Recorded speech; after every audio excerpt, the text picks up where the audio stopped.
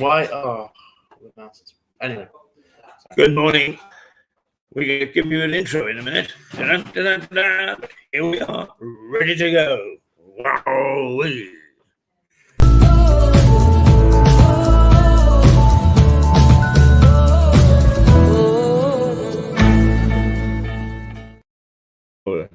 Yeah, there we go. There we go. There we go. There we go. There we go. Good morning. Welcome to Mirador Television, broadcasting from the White Hart Hotel in Lewes, East Sussex, broadcasting to the world. Global edition. Some local stuff, some international stuff. And with me, the Max. Good morning. After a great start, I don't know why the mouse wouldn't click. Clickety, clickety, click. It's all to do with the forefinger. Yeah, you haven't been exercising it. Right, okay, here we are. We'll take a look at the papers in a minute. But I must say that it is absolute turmoil. The funny thing is, you know, that we had the Iron Lady in 1980. Not everybody's cup of tea, but by golly, I'll tell you, once she set her mind to something, there was no turning her. The lady's not for turning, she would say, and indeed she wasn't. Now, Liz Truss and her supporters have been suggesting that she is the new Iron Lady, and she's folded at the very first hurdle. And for all those backbenchers that fart around and should not be there, they shouldn't have the job. They're not worthy of it. Have now got the senior Tories, some of whom aren't bad, get on her back because she gave in to them. You have to actually take a heavy hand with these people. They are thick as two short planks, Miss Truss. Thick, thick, thick. If you want to really get good governance, reform the way that you pick your MPs and stop these silly ratios. Excellence. Somebody who can do the job. That's what we need.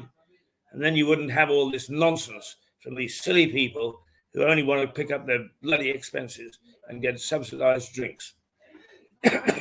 Christmas roll to the subsidized drinks, just in case we become MPs. Right? Okay, right, away we go. The newspaper headlines, the Eye. Truss faces a new Tory rebellion on benefits cuts.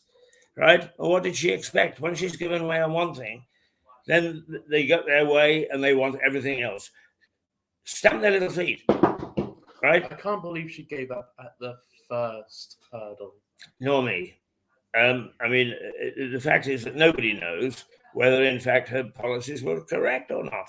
They were never put to the test. Just because the markets played up, the markets will find every opportunity to either safeguard their money or to make money. And quite often, on day one, they are safeguarding it, only to change on day two to making a shelf pocketful. Right, that'll do, pocketful. Anyway, Truss faces a new Tory rebellion, and what's the guts of the story? Well, let's go to this. The reaction to the government scrapping plans to abolish the top rate of tax for high earners, it says that the Prime Minister Liz Truss is facing a new rebellion on plans to cut public spending to help cover the costs of £43 billion of the remaining tax cuts announced in the mini-budget, reflecting wider anger in some ranks of the Conservative Party. The paper reports that a former minister is warning that a combination of cuts and a bad office for budget responsibility, economic outlook, could end her premiership. I will kick them in the you-know-what, Liz. You know, the more that these idiots gang up on you, the more I'm warming to you. And I have not been a fan, believe me. I have not been a fan. But I do not want to see in our system the tail wagging the dog. And this is what happened towards the end of Theresa May's premiership. She couldn't do anything simply because the backbenchers played up. They were telling the Premier what to do. And this does not bode well for our system. Good or bad, she deserves support. And what you idiots are doing is just protecting a job. Well, I want to protect my job, but you don't help me. In fact, you make life difficult because of your pouncing around. Now get with it. So many small businesses went under as well. Absolutely, because of these idiots these backbenchers. We need a thorough clean out. That's what we need. Get rid of a lot of these people. They are useless, and all they do is they make trouble. Now, I don't know whether, in fact, she's got the steel, the bottle, to actually face them down, but they need facing down. If you give in at the first thing, listen, they go to bed dreaming of their subsidized bar, and they wake up dreaming about their subsidized bar. And then if you threaten that at all, what they do is they stamp their little feet and they prove difficult. If that's going to be our system of government, and I thoroughly approve of our system of government, we've got to have people in it that are fit for purpose, suitable for the job. And we haven't got 650 of them, 649 not. Right. How do we get rid of them? We know how to a good criticism, a good yell. We're not sure we got the answers to anything. Well, but then nobody pays us for the answers. We have the potential answers, but saying them could get us in a lot of trouble. Well, there's trouble at mill, that's for sure. The Guardian, a Tory plot to halt benefit cuts after the U-turn over top tax rate. Now, the Guardian is reveling in this situation because they are never very wild about the Conservatives. And the fact the Conservatives are getting themselves into right muck. And Conservatives, you're the people getting us into a muck. You're the people that were sent back to Parliament after your constituency association chose you. Well, that's not totally true. Because what happens is that sometimes Smith Square, which is Conservative Party headquarters, tells its constituency, you are going to have this person and that person, and takes the decision away from them. And that sort of power politics has also got to go. Let's choose people ourselves. Let's choose people that we think can do the job. To pay a bit of attention to the electorate. We may be daft. We may sometimes not go to the polls. But generally speaking, the public have an instinct for who can do the job and the job that they want done. All this power politics it's all very well, but it's unraveling. And it was bound to do at some stage. So let's have some changes. Let's have reform. Oh, that dirty word, reform. We hate that word, don't we, as politicians? I'm not a politician. Conservative MPs are now plotting to avert a squeeze on benefit payments. The paper also reports, this is the Guardian, that the Chancellor is now planning to bring forward plans for a new fiscal statement, which is expected to focus on spending and deregulation. Well, deregulation is to be mightily admired, and that is Conservative. The less that the nanny state has to do with telling us the way that we should live, the better. And too much of that has gone on from both parties. One of the biggest problems I have with benefits is you start to rely on the government for your income. And if the government say no, you bend over to the government and say, oh, but I need my money. Yeah. So it can be dangerous. Oh, we get benefits from all sorts of things now. I'm absolutely astonished. I mean, the heel of your shoe wears down and there's something somewhere where you can go and get a grant, have it put back on. Right, okay, the Financial Times. Let's see what it's saying. UK Premier backs down on tax cuts for the well-off after Tory party revolt. Okay, there's a wonderful time that we're all having in the media this morning. Let's just take a look at what the paper has to say in depth. Max, if we can. There's a story here about Russia, Ukraine for a change. Yeah, thank goodness. Well, no, the Financial Times always has a story about Russia and Ukraine. They're very actually the Financial Times is Stuart keeps on beating us over the head. This is Stuart Dolby, one of our colleagues, a former FT journalist. He's beating us over the head and saying this paper is a pretty good paper. And actually, I've been paying more attention to it lately, and it is. It's got a wide range of stories normally on its front page. Let's see what it's saying about.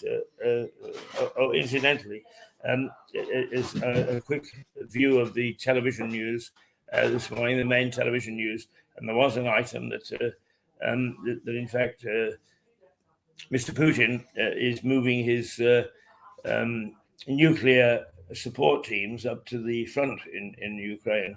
It does not bode well for what he's got in mind.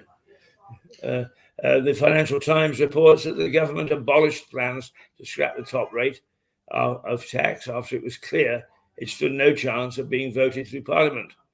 The PM had insisted on Sunday that the controversial plan to abolish the 45p rate would go ahead, despite a number of MPs in her party opposing the move. But following talks with her senior team, she concluded it stood no chance of being voted through the House of Commons, so she changed. U-turn. Right, all right. The Daily Telegraph. What have we got on the Every story is the same this morning. Yes, the PM takes on rebels in the battle to rein in benefits. Well, hang on. The Telegraph has taken a different view. Oh, really? One lot says that she's given in, and now the Telegraph is saying that she takes on the rebels. Let's see what it's saying. Of course, the thing is that much of this stuff is open to interpretation and opinion. The Daily Telegraph carries a report of a new battle mistrust faces with Tory MPs over reducing benefits. Downing Street is considering not increasing universal credit payments in line with inflation, and instead raising it by a lower figure, such as the increase in average earnings, to encourage those on benefits into work. Well, the assessment of what the paper has to say doesn't bear out the headline, which says that she's ready to take on the rebels. We'll have to look into that a little bit more. All right, let's have a look at the Mail, good old Daily Mail. We got it right here in front of us, as always. Right, absolutely. Screeching late-night reversal on tax policy they vowed they'd stick to. Threat of new revolt on benefits as Truss refuses to roll out more U-turns. Despairing Tories tell the Prime Minister, get a grip. Absolutely. If it looks as if they're trying to undermine you and get you out, Liz, what have you got to lose? Put your foot down. Get the whips going. They are supposed to support you. These silly people. What I would really like to do is to see a red list of people who are not supporting you so that we know that they should not ever be allowed to stand for Parliament again, at least not as a Conservative. They want to do something else. We can't. You can't determine that for other parties. But it really is a shambles, an absolute shambles. The Mail is right to say, get a grip. A U-turn on the 45p tax rate has left supporters worried about her determination to pursue the rest of her radical program. Yeah, I'm worried about that. She's crumpled at the first hurdle. Yeah, absolutely. And it's not even a big hurdle. Did you watch Quatang last night? Did I watch what? The Chancellor. No. He gave a speech and he tried to charm the conference and didn't do a very good job on it, in my view, where he should have said, hey, listen, you lot, get in line. He tried to say, oh, we're listening, we understand, and so on and so forth. You can listen to them all you want, and what you'll get is 650 different views, and you can't follow them all. So the Mail is right. Get a grip. Leadership. Let's see some leadership. That's what we need. This country needs leadership. And it's not getting it from anybody that's in Westminster at the moment. I see that one member of, I think, a very senior Tory, somebody who was in the cabinet, said, why don't you go to the country and get a mandate for your programme?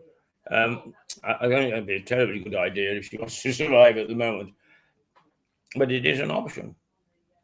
she could actually say, okay, you lot don't think what I'm doing is, let's ask the people.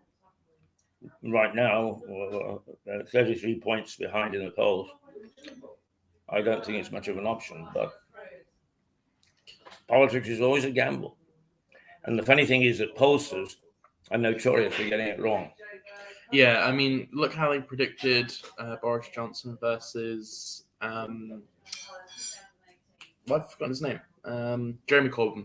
Oh yeah, They were way off. They thought Jeremy Corbyn was going to win by a small margin, and it was a landslide. It was a landslide victory for Boris. Yeah. Macro. What a day, it says, and it has a picture of the Chancellor on the front page. Obviously taken during his speech. And an insect. Good morning, Kevin. How are you? Oh, good. Yes, it says here that they're Labour is 28 points ahead of the Conservatives. Oh, it's down a bit, isn't it? New polls for Labour, yeah, it was 33, so it's down a wee bit. Well, I don't know which. Everyone used a lot of people use different polls, and a lot of the time it's not. The same. You're quite right. I mean, most of them are done on a sampling of 1,000, 1,500 people, and out of a population of what are we now? 26 million, 56 million, almost 70 in Britain, yeah. Right? Almost of legal people. Right. That one. Right. But anyway, it says Kwasi Kwarteng admitted having a tough day after the tax cut U-turn, but insisted he can now get on with the job of turning around the economy. It comes as new polls show Labour surging ahead of the Tories with a lead of 25 and 28 points respectively. That's the Metro. Metro is always, for some reason, anti-government. Basically, I think because London is such a polyglot, just so many different views and so on, is I would actually put London down as a big city as being liberal in nature. So the London paper is bound not to necessarily support the government of the day. The Daily Express. Hang on a minute. All right, hang on a minute. Right. Daily Express, at the top of their newspaper, the Daily Express have a picture of Olivia's alleged killer. I was very surprised by this. So the person that killed the 9-year-old girl in her own home, shot dead in her bed, 9-year-old girl Olivia, the alleged killer, his photo has been released. His photo? Yeah, his photo. His photo has been released. We now know what he looks like. Oh, I see. Like. Yes, sorry. Photo, yeah. And he looks remarkably normal. There's nothing odd about him. Let me try show you this. I don't think it will go well. But this is him. Just a regular looking guy. He's in like some sort of car showroom. But it's strange. Because you would think he would be some sort of... You would. Is there any suggestion in the story as to what he is? Was he a gang member or a drug dealer or... I believe a drug dealer, yes. I'll read through Right. it. Okay, I'm sorry about the picture you're getting again this morning. It's, sometimes it improves and sometimes it doesn't. But it's pretty poor right now. I mean, we are working like mad to get it fixed. And we just keep running into walls around. Yes, that's right. Daily Express, the PM. Stick with us and we will reward you. Or we reward your trust. Trust promises our readers she would deliver for Britain. Who's at the Express? Mm-hmm. Yeah, right, okay. She's promised Express readers, who aren't terribly numerous, the Daily Express to stick with her government, saying she will reward their trust. The PM admitted it had not been an easy week, but added that the tax cut U-turn had come after listening to people's concerns, the paper says. Right, okay. There we go. Daily Star. Screech, it says, and it's got Liz and Kwasi in a noddy car, screeching to a halt, and the headline is "The lady is for U-turning." Yeah, a tax climb down for Poundland Thatcher. Blundering Kwasi laughs off cock-up. A top Tory calls for general election. Oh, there we are. Yes, that's filtered through. Good old Star. Poundland. I wish it would go back to outer space, actually. Poundland Thatcher is quite funny, to be honest. Yeah, actually, Poundland is fun. Well, they do have an out-of-space story on the sub-headline. UFO on Mars, supposedly. Obviously, it's the Daily Star, so take it with a pinch of salt, maybe. Yeah, right. Right. Okay. Poundland Thatcher. I can understand what that's saying, really, because we said exactly the same thing. Is she's everybody has painted this lady as being the next Iron Lady, and she ain't. As you say, she's one of the first hurdle. No, what she seems to be is the Iron Nanny. I do think that's a funny comparison, and a fair comparison. The Mirror, Calamity Conference. Damage is done. The Chancellor laughs off his top tax U-turn. The budget chaos will still cost billions and billions and billions. Any depth in that story? No, the damage is done according to the paper. No. Okay, the Times. Tories will live or die by the economy, warns Patel. Yeah, well, they always do this. They always pick. That's right. Horrible photos of people on purpose. Yes, they do. That's ridiculous. Right. To get the message across. I told you about, didn't I? Tony Blair's wife, Sherry. Is they took a photograph of her and managed to get two flags coming out of her head like two horns, and Little John in the Mail, writing Mail, dubbed her the Wicked Witch, and that stuck with them. She was known as the Wicked Witch for the rest of his political career. I remember I did look up a photo of her. She's not. I don't want to say that actually. Never mind. No, I agree with you.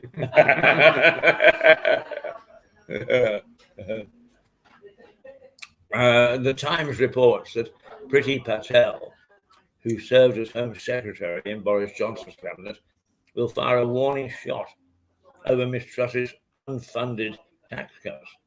In her first significant intervention since returning to the backbenches, Miss Patel will accuse the Prime Minister and the Chancellor of spending today with no thought of tomorrow, adding that the Conservative Party will live or die by its economic credibility. Well, there's a lot of truth in that. It will. People do not forget what you do to their pocketbook, to their checkbook. And she will indeed live or die by that. The Sun. The first pick of a man in court for shooting a girl line. You see, the Sun, for some peculiar reason, walks away from controversial politics on its front pages. Because the last time they got in controversial politics, they got sued. It wasn't politics, but they got sued a huge amount, so they're laying off it for a bit. Ah, right. I noticed the what were they sued over? Do you remember? The Johnny Depp situation. Because they slandered. They published a fake story. Right. Well, anyway, this is Olivia's killer, and you're absolutely right, Max. He looks like every man in the street, doesn't he? A smiling face, a neatly trimmed beard, a head of full hair. Yes, there you are, head of full hair. To be honest, he kind of looks like my brother-in-law. Who, me or him? Him, obviously. Right. Not you. I thought you were going to say that anybody could pick me out as an evil-looking man, and they wouldn't be far off. Oh dear, dear, dear! The way I give these backbenchers stick is anybody would call me evil. Yes, and I am. Right, Olivia's killer. The Sun carries a photo of the alleged killer of 9-year-old Olivia Pratt Corbell on its front page. Thomas Cashman appeared in court yesterday, charged with fatally shooting Olivia at her home in Liverpool in August. I think everybody remembers this dreadful, dreadful killing. There he is. He's up in front of the beak. And now we've got to be very careful here because the Sun is verging on convicting this chap before he's had his trial. And I think we mustn't do the same thing. Olivia's alleged killer, a gentleman who is has been arrested and charged and has appeared in court. But nonetheless, he still is due a fair trial to see whether he's guilty or not. And before that, we mustn't actually attribute this murder to him, only that he is suspected of it and charged with it. Right you are. Wowee. Now, let's get down to the basics, because it is the 4th day of October. It is Tuesday for those people who can't count the days. And it is the 10th month of October in the year 2022. And what a year. I don't think we have 12 months in the year, and we've had 12 crises. We probably had 2 a month, actually. Probably had about 24 crises throughout the year. And it doesn't look as if it's going to get any better. The last 2 months of the year, last quarter, is going to be as volatile as the first. So watch this space. What on earth is going on? But what about the back pages, Max? Any good news there? Sports going to bring us a... There's never really any good news in the papers. No, that's true. I haven't particularly had a proper flick through yet. Oh, there's a story there for me, look. 25 ways the over 50s can still be a catch. I think this is a story for women. Oh. Oh, that's that then. Yeah, I don't have much of a leg to show anymore, I'm afraid. dear. That's it. Suborned by headlines. Oh, okay. So yeah, the Daily Mail have a story here. 25 ways women over 50 can still be a catch. Oh, I would go along with that. I like a mature lady. Yeah. In fact, if I had anybody younger, I wouldn't know what to do with them, and they wouldn't know what to do with me. So I think that as you grow older, so the idea of a trophy wife is less appealing, unless you're like a Donald Trump or whatever, where it's absolutely essential that you have a beautiful lady on your arm. Well, plus he's a billionaire, so of course he's always going to have a beautiful lady because he's got money. Funny how money attracts women, isn't it? Mm. And yet they'll still say, "Oh, I love you, darling." It's nothing to do with your money. Yeah, I wouldn't have met you if I didn't have the money. I'm going to the wrong pubs. Right, okay. Now, what have you found on the inside of the paper?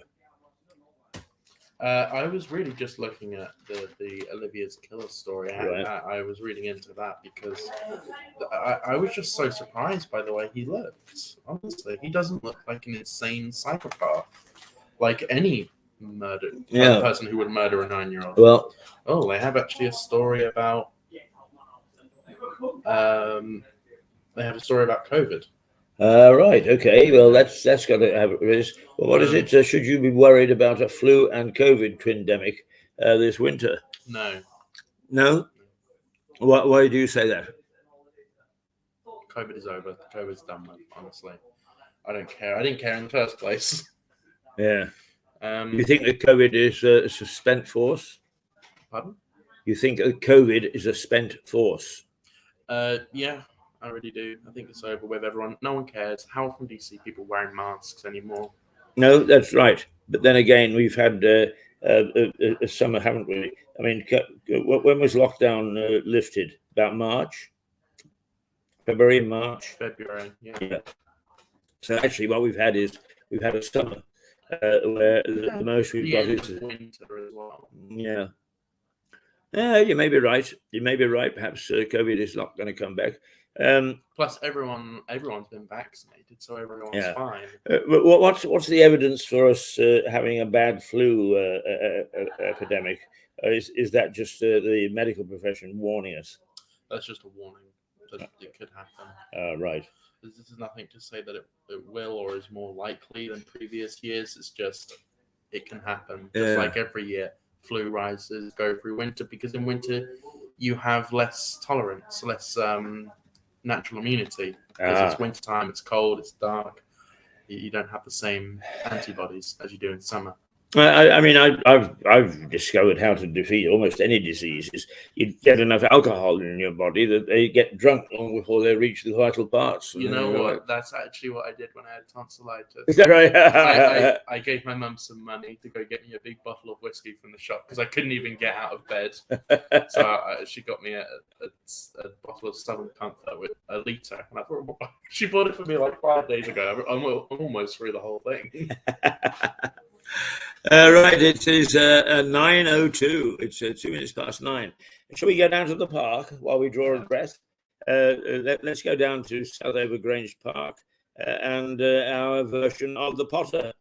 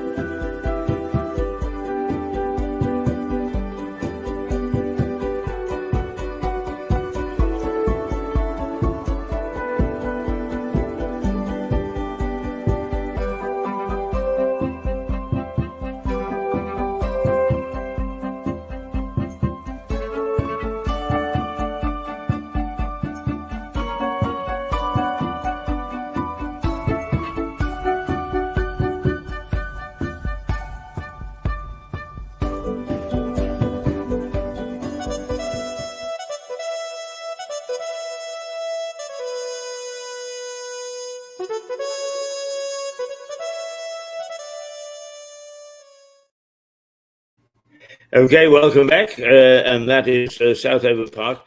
I was able last night, because we were invited to take part in a website for, I think it's an international one, for radio and television professional operations, and we got a very nice reaction. But one of the things I was able to point out is that we, of all people, of all television stations, have a remarkable duty of care, because we broadcast from the White Hart Hotel, where Tom Payne formulated his rights of man theories. In other words, he believed that there was an elite that had all the power and all the wealth, and that it just wasn't good enough. And he went off to America, and according to Bill Bryson, the historian, he named the states the United States, and he was a very influential figure. Now, people tend to remember names in American history like Livingston and not Livingston, Washington, and Truman, and so on. And Tom Payne is almost a forgotten figure, but he was probably the most influential figure of his day and helped forge the early United States.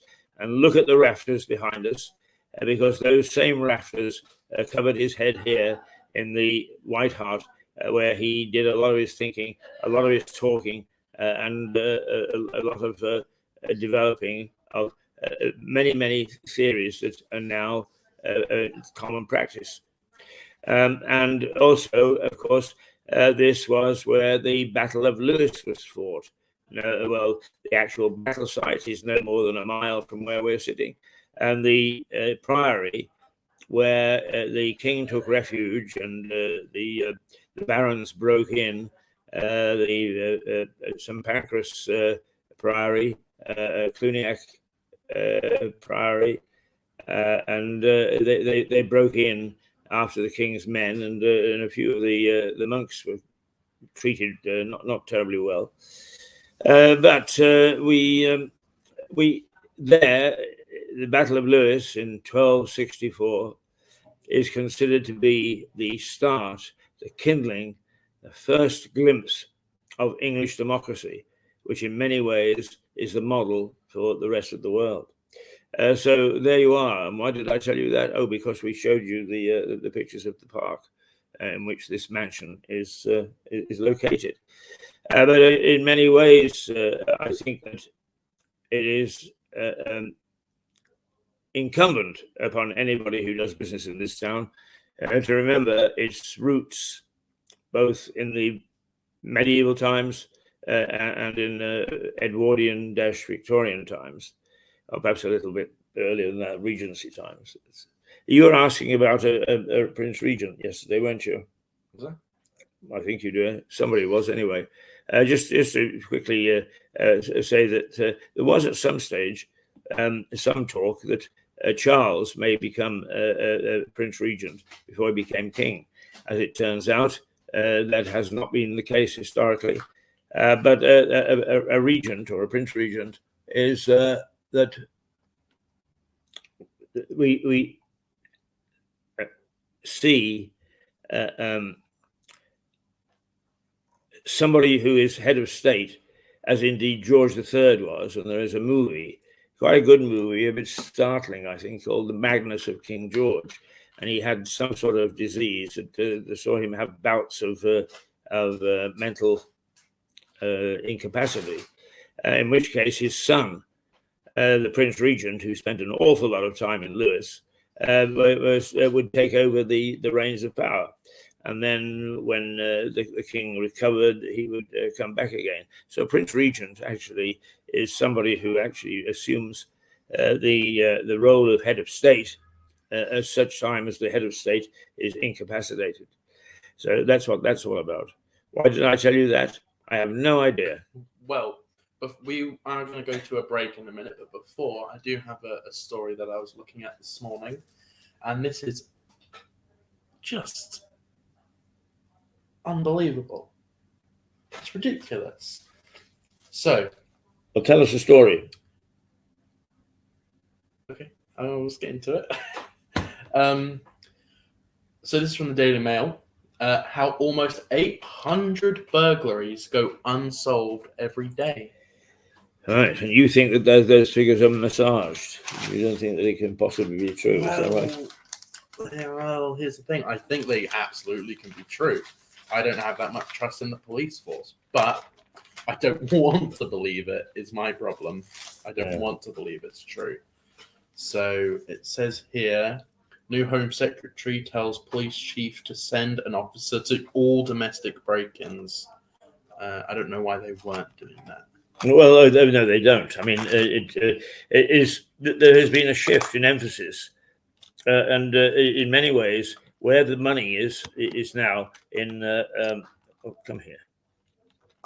Well, it's in cybercrime, scams and so on and so forth. In which case, the police are sitting behind a desk. So, because of that switch.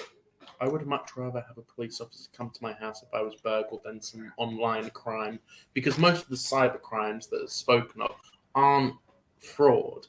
They're mean comments online, they're hate speech comments. I think. So that's cybercrime. Cybercrime doesn't just mean fraud. No, but I think there is an awful lot of scams and that sort of thing.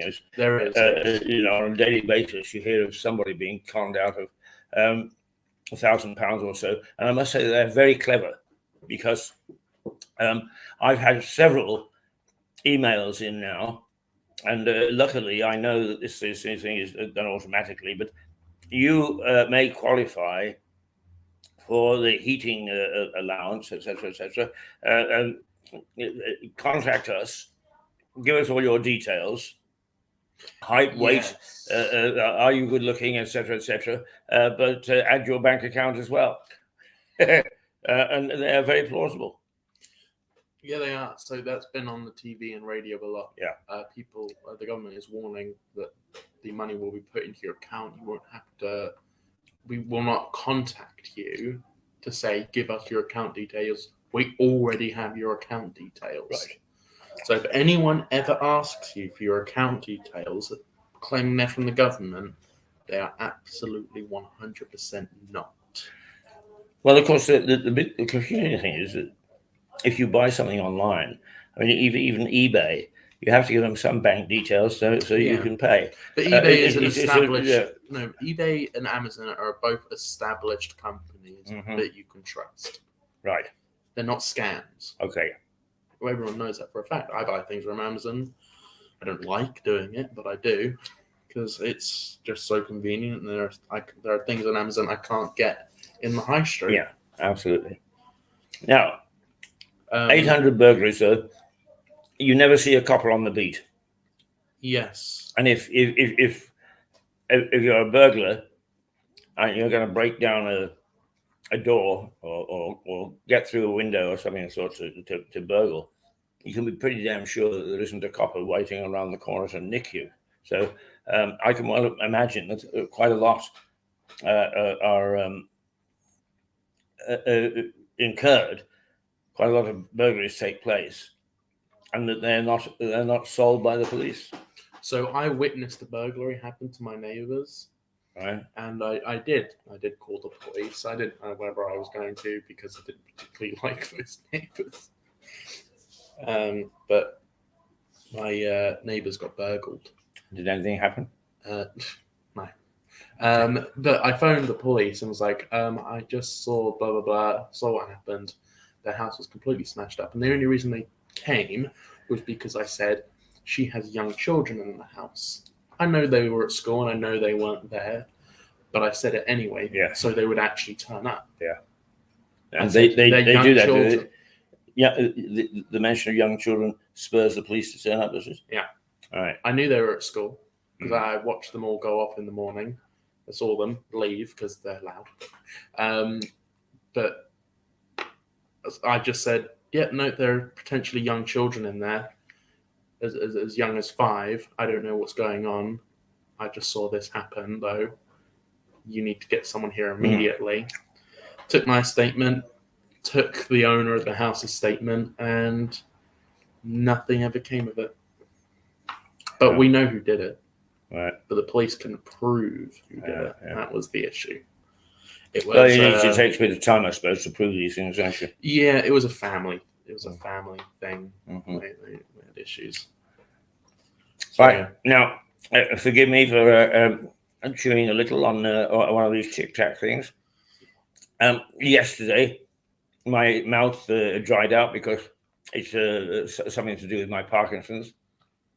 And what happened is that the flow of saliva to the mouth is affected. And by the time I'd finished broadcasting, they were so dry, it looked as if I'd just been gorging myself on food and not bothered to wipe my mouth. So I thought, today I will not look that ugly. I wouldn't have noticed except when I got out. Jane, God bless her, the beautiful Jane who looks after us, she took one look at me and said, what have you been eating? So if I'm upsetting her, I must be upsetting others. So forgive me if I chew a little on the Tic Tac. They have the statistics here for their 800 burglary story. Okay. So in some areas, only 1 in 4 burglaries are attended by officers. Right. I can well believe that. The average is 700. It's 774 burglaries have gone unsolved every day since 2017. So this isn't a COVID issue. This isn't we don't have enough police force. This is since 2017. Over the last 5 years, there has been 1.76 million burglaries in the UK. Good grief. 1.4 of those cases were closed without any identified suspects. Mm. That's It's an a bit insane naughty, amount. isn't it? It's a bit naughty. Just 94,000 burglaries have resulted in a suspect being charged. 192,000 domestic burglaries were reported over the past year, and just 3.5% of those resulted in prosecutions. Right. And yes, not a pretty picture. Not a pretty picture at all. And then there's one more, 56% drop in the number of officers that result in charge summons since 2017 to 18. Sorry, could you read that last one? I don't think I read it right. 56%, a drop in the number of offences that result in a charge or a summons since 2017, 218 year. 2018. Yeah. Sorry, yes, 2000. 200. Yeah, not that old. That's Offences. I thought I said officers, my bad. But yeah, that is scary to know that only 3.5% of burglaries Yes. solved. This is a license to break in, isn't it? Yeah. Yes. Yes, absolutely. Okay. You are watching Mirador television, and let me tell you that we picked up another 200 people last night, or at least people that had taken a little peek. And we also need to tell you that we are like Marmite. You either love us or you hate us, but you never, ever forget us. And I had forgotten that when we first started Mirador, we were searching for a word to describe us, and we agreed on the word quirky. We're quirky. Oh, yeah. We're different. We're quirky, right? And we are like Marmite. You either love us, hate us, or but you never forget us. You can't leave us alone. The Marmite thing, you either love it or you hate it. That's just the marketing tool, because I don't particularly like Marmite, but if I'm given Marmite on crumpets, I'm fine. I'm like, yeah, okay, I'll have it. I wouldn't choose to have it, but if I'm giving it, then I'm like, okay, all right, whatever. There you are. I'm If just you sort choose- of that if you on choose- Marmite. If you choose to have Mirador, then you can't put us down. Right, what are we going to? We're going to The Bloody Past of a Tiny Town, episode 5, which we haven't shown yet. Oh, we have not. Okay, very well. Let's go. Okay. It's not wanting to load, of course. Oh, there we go.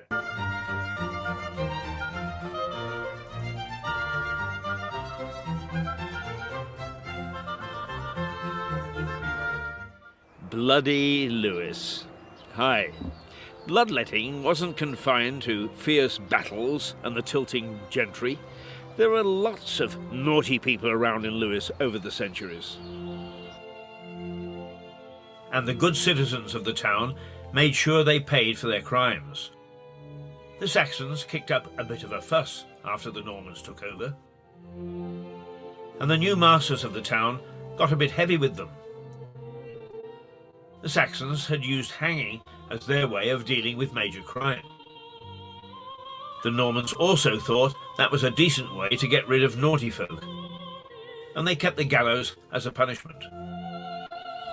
Although the records of people being hanged in Lewis aren't too plentiful, the number of people going to the gallows after 1066 increased considerably. Until the mid-1600s, felons were locked up in the castle, then taken down the road a bit to this place, Gallows Bank. There is evidence that this was where the gallows stood from Saxon times to the mid-19th century. When hangings were no longer done in public, hangings didn't stop. They just weren't done in public. They were moved to Lewis Prison. But they were public until 1868, and huge crowds would turn up just to watch somebody being hanged. In fact, the modern term Gala Day comes from such occasions, previously known as Gallows Day, Chasing around Lewis can be a tiring affair, so I sometimes take a breather and come to this little corner of a park near the centre of Lewis. It's called the Knot Garden. I had no idea what a knot garden was until I spoke to a gardening expert. It's a garden of symmetrical design, as you can see. These breathers give me a chance to think about some of the stories we reported on, thought about, perhaps even enjoyed. I've just come from Lewis Prison. I've reported many times on the Russian prisoners held in the old naval prison. It's hard to forget them because there's a monument erected to them in the churchyard of one of our churches, St. John sub Castro. These prisoners seem to have overshadowed the 300 Finnish prisoners who were held in the new Lewis prison. They were from the same Crimea War in 1853. They fared better than their Russian counterparts in the old naval prison because they were repatriated quite quickly, and history seems to have forgotten them. One of the Russian prisoners went over the wall and caused a nationwide manhunt. When he was eventually found, he was in a pub just next door to the prison having a tot of rum. He'd forgotten just how nice it was to have that glass before his bedtime, so he went and found one. Norman justice was pretty fierce and pretty swift. But they did introduce an early version of the 12-man jury system. So the baddies of yesteryear were given some sort of chance. While hanging was the flavour of the day, there was also a way of avoiding being strung up if you chose trial by ordeal. I must say, I think that trial by ordeal was thought up by a mischievous bookmaker. Certainly the odds were heavily stacked against the victim. There was trial by fire, trial by water, and trial by combat. By fire, the accused had to pick up a red-hot poker or bar. If the wound healed, then the verdict was innocent of all charges. But if infection set in, then guilt was proved, and he returned to the noose. By water, the accused was bound hand and foot, thrown into the pond and told to swim. No breaststroke, just bubbles. Innocent. Sorry about that. The ducking stool was a more genteel version for ladies, but the results were much the same. Float, guilty, off to the gallows. And if you were well bred, you had the best odds of the lot. Noblemen would fight often to the death in combat with their accuser. The winner of the battle would be considered to be the one that was right. It was 1215 when trial by ordeal was replaced by trial by jury. 12 good men and true. The castle as a prison wasn't a huge success. A number of prisoners went in through the front door and then decamped via the back to the river in the hope of catching a boat out of town.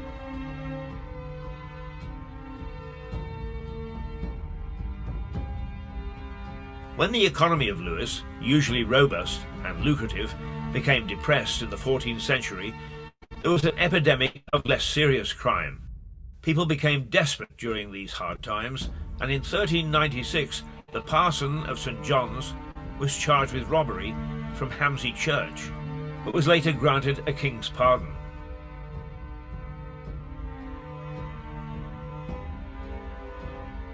The stocks were deemed to be a lesser punishment. On one occasion in Lewis, in the 13th century, the bishop ordered a knight to be punished by carrying the stocks through the town streets and into a church, because the knight had dared to throw a member of the clergy into his dungeon.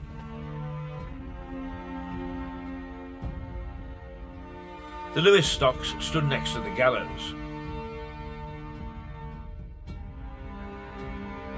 I don't think this was by accident. The Normans figured that the sight of ghoulish punishment would act as a deterrent. Sitting in the stocks would have given lesser villains an opportunity to view dead men dangling from the rope, bodies rotting in the gibbet, or people hobbling around, limbs severed, mutilated as a punishment.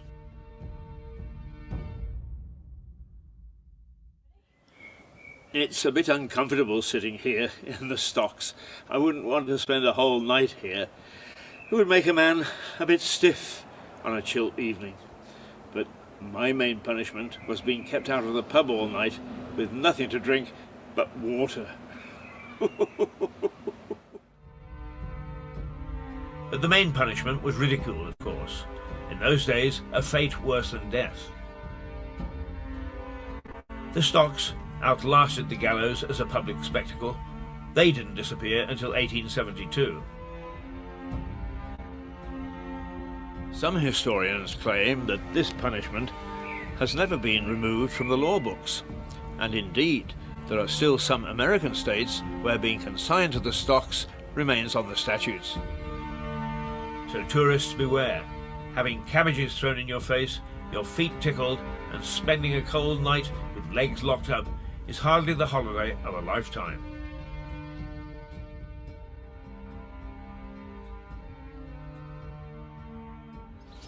At last, I'm out of the stocks.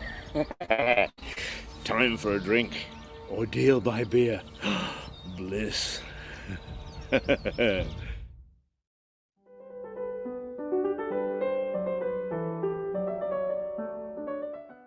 Always fancied myself as a knight in shining armour. Unfortunately, I've never found a damsel in distress to rescue. So I rather think that I would have been on the side of the peasants when they revolted in 1381. Workers' unrest was the worst challenges to the Normans in the 300 years of their occupation. The main causes were an economy devastated by the Black Death, the 100 Years' War with France, and the huge tax burden levied to pay for the war. And in fact, it was this war that led to the return of bloodshed in Lewis. During the conflict, French ships regularly marauded along the Sussex coast. In 1372, one ship landed a war party and sacked the village of Rottingdean, only a few miles from Lewis. Feeding their oats, they sailed around to the River Ouse,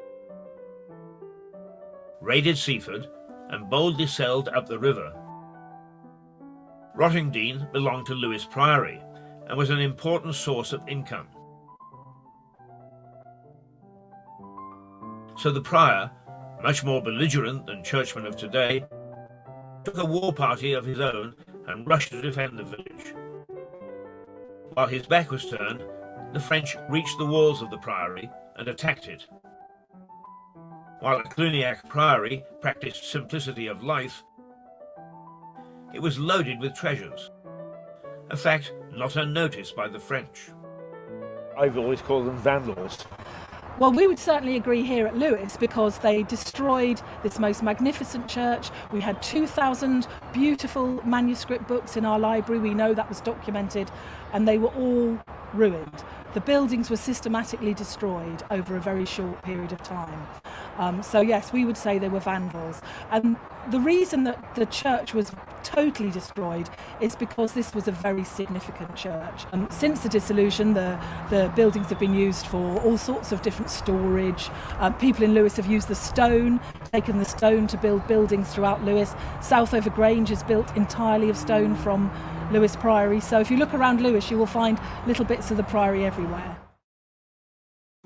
One of the things about fights in Lewis is that one side or the other were jolly well unsporting. The king heavily outnumbered de Montfort at the Battle of Lewis. And now the French had superior forces to the 200 English archers who were left to defend Priory and town. The English fought bravely and gave the French a bad time. And in fact, they defended the Priory successfully. But Lewis was sacked and burned before the raiders had finished. And they left with 3 hostages, including the prior. These three fetched a tiny sum before they were allowed back home. Barely had the town got back onto its feet than it suffered another bloody nose. The peasants' revolt in London had turned nasty, and the mob had broken into the Tower of London, killing several of the king's top men. These initial successes fanned the flames of unrest, and the rebellion spread, reaching Lewis. As the unrest spread, so did the control of its leaders. Large parts of England were invaded by rampaging and often drunken mobs. Whether the peasants who attacked and broke into Lewis Castle were true dissidents or drunken louts is hard to say. But their booty from the castle were barrels of wine.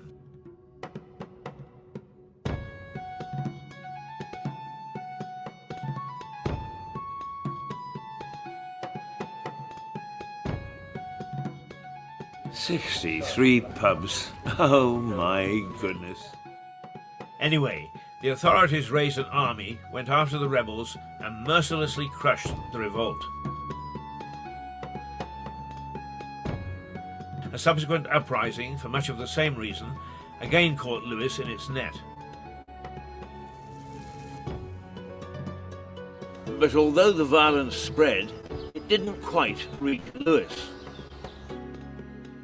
Jack Cade, who hailed from Kent, whipped up a mob of middle-class country folk to try and break corruption in the court of King Henry VI in 1450.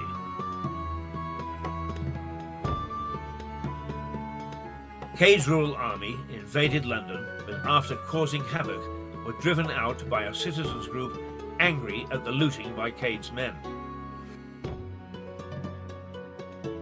The rebels were put to flight, but not until they had murdered the Archbishop of Canterbury. Cade fled London, but was caught just north of Lewes at the small town of Heathfield. Astonishingly, one of his supporters was the Prior of Lewes, who escaped unscathed. Poor Jack, however, was mortally wounded at Heathfield, taken back to London, hung, drawn and quartered, and had his head stuck on a pole on London Bridge. Smuggling began in Sussex as early as 1200. The villages surrounding Lewes were hotbeds of activity. Gangs of up to 500 men plied the illicit trade well into the 19th century. The trade was given a nod and a wink by the general public, sympathetic to the idea of cheap goods. But that changed as the gangs became ever more vicious and violent, and murders of customs officials became common. There is no doubt that smuggling took place in Lewes. After all, it was a port. But generally, the Lewes public supported the law, and it's recorded that they entered into pitched battles with the smuggling gangs. Tom Payne was a customs officer in Lewes, having been sacked in a previous post for turning a blind eye to smuggling.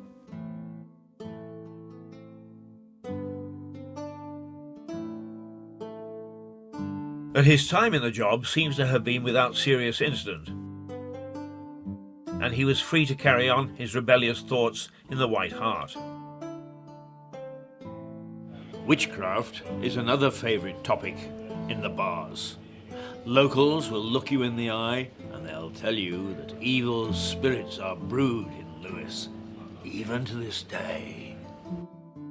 Witchcraft in the town must be left to another day. But there is evidence that witch trials took place at Lewes Assizes. In 1565, a Marjorie Smythe of Battle was found guilty of witchcraft. She was charged with causing 2 toads to kill a cow. She was given a year in prison along with time in the pillory. 2 years later, a Newark lady, Agnes Baldwin, was found guilty of killing 2 pigs through witchcraft.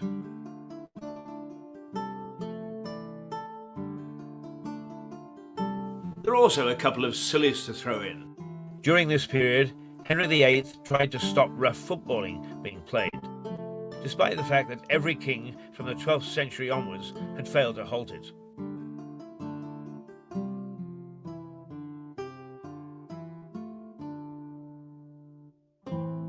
Oliver Cromwell banned the eating of mince pies on Christmas Day in 1654. He thought that gluttony distorted the human figure. Well, this isn't exactly a mince pie, but no, I'll leave it till later. But you know, that law is still on the statute books. Ho, ho, ho. Ding, dong, ding, dong. That's the sound of a church bell. But it's nothing like the ding-dong that went on for centuries over Lewes Assizes. The Assizes from Saxon times were situated in Lewes, and as Lewes had 2 mints and Chichester only 1, Lewes was the more important town. But the church put down its marker in Chichester, and so the town demanded that the Assizes should be located there. Lewes protested, and the court changed place several times. But they ended up back in Lewes for good. This is the present Lewes Crown Court.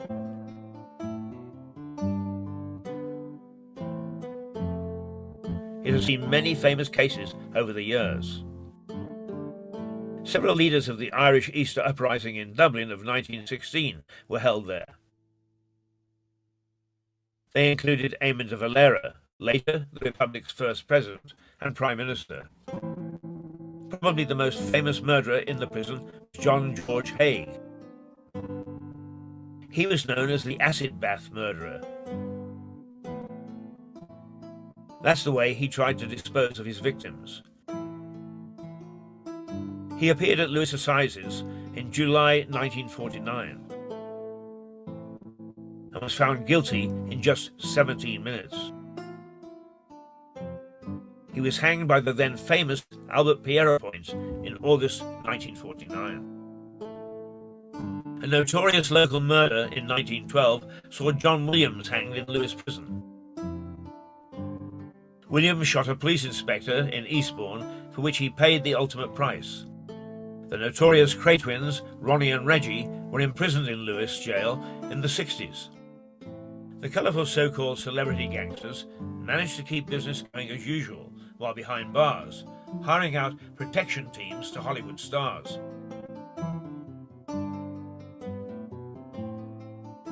Frank Sinatra hired 17 of them from the Crays.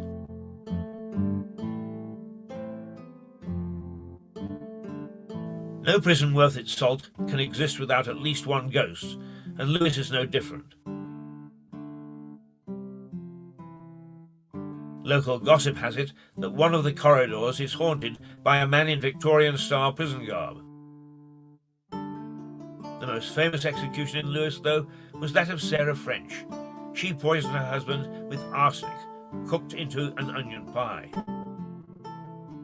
So much for the saying, the way to a man's heart is through his stomach. I was going to lounge around in these stocks all day until I heard about that onion pie. Now I think that I'll just have to leave and go to the pub. What are a few cabbages, though, and potato peelings and rotten eggs to a veteran journalist? But that talk of poisoned pie has changed my mind. I think I will pop in for a quick drink. I'm not so keen on being famous in Lewes for being a victim of crime. Lewes, drink here I come.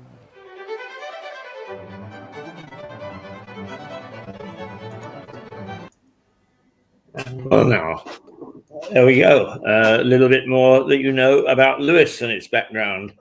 Now, we had a little section in there about the White Hart Hotel. they did, which is exactly where we are. If you look behind us, you can see the rafters in the roof, which were put here in the 1500s. This is 16th century coaching inn. And it defies us to try and get some radio waves through it. God. The walls are so thick. The walls are so thick. It's very stressful. We're trying to find a way around it. We will. We'll crack it. But the problem we're facing is we can't get the Wi-Fi to get through the walls, but we're not going to leave the venue. That's the issue. Oh. We're not. We're quite happy here. Absolutely, it's a nice venue and it's interesting. And I do get the feeling of history around me, don't you? When you're in here. And you get the perks of everyone being around. Oh, absolutely, yeah. The residents and the lovely staff. I mean, Kevin just gave you. And we found some very interesting guests amongst the residents and the people who even come in just for a drink. We just invite them in. Incidentally, we are committed also to supporting the high street, and we've made an offer to any business shop or whatever is on the high street they can drop by at any time, because we are very much an open door organization to tell us who they are and what they are. And we very much support small businesses. We are very supportive of them. So far, we haven't had anybody take us up on it. Well, that's not quite true. The chimney sweep did. God bless the chimney sweep. But there is a new vegan Vietnamese restaurant that's opened up on the just down the road. Vegan Vietnamese restaurant. Yes. Okay. Actually, the strange thing is that you don't see too many Vietnamese restaurants here. But if you go to the United States, Washington and New York are full of Vietnamese restaurants. You wouldn't have thought that they were bitter enemies at one stage. But anyway, I popped in yesterday just to say hello and asked if they wanted to come on, and they said yes, but whether they'll turn up or not, I don't know.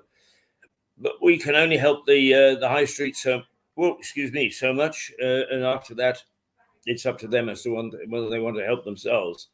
But this business of MPs working very, very hard, I want you to understand that we take our duties very seriously. And one of the things that I have to do every Tuesday is to test the beer. All right? Kevin comes, he draws the early beer for the week and asks me to sample it to see whether it's okay.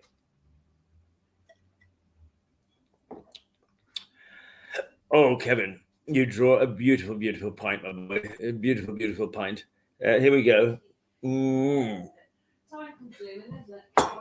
Yes, I think that you can serve that, Kevin, without any fear or favor. And if you want to come in, you got a decent pint today. What beer is that? I think he said it was Amstel. If I'm not mistaken, Amstel or Kronenberg, one of the two. Kronenberg, that was it. Kronenberg, right. The name, but it began with a K. There we go. It began with a K. All right, now let's just catch up with a little bit of the news. So there's a beautiful Jane just walking through with that beautiful smile of hers. That's what makes it all worthwhile, isn't it, being in here? Now, as Liz Truss refuses to commit to raising benefits in line with inflation. That's UK Politics Live. Say that again, sorry? She refuses to commit to raising benefits in line with inflation. In other words, she's... in other words, get a job. Whatever. But the thing is that she said that she was going to, and now she's prevaricating it again, which you and I are finding very difficult to swallow. We're looking for firm decisions, and not maybe we will or maybe we won't. The Ukraine war, the Kiev army tears through Putin's defenses in the south.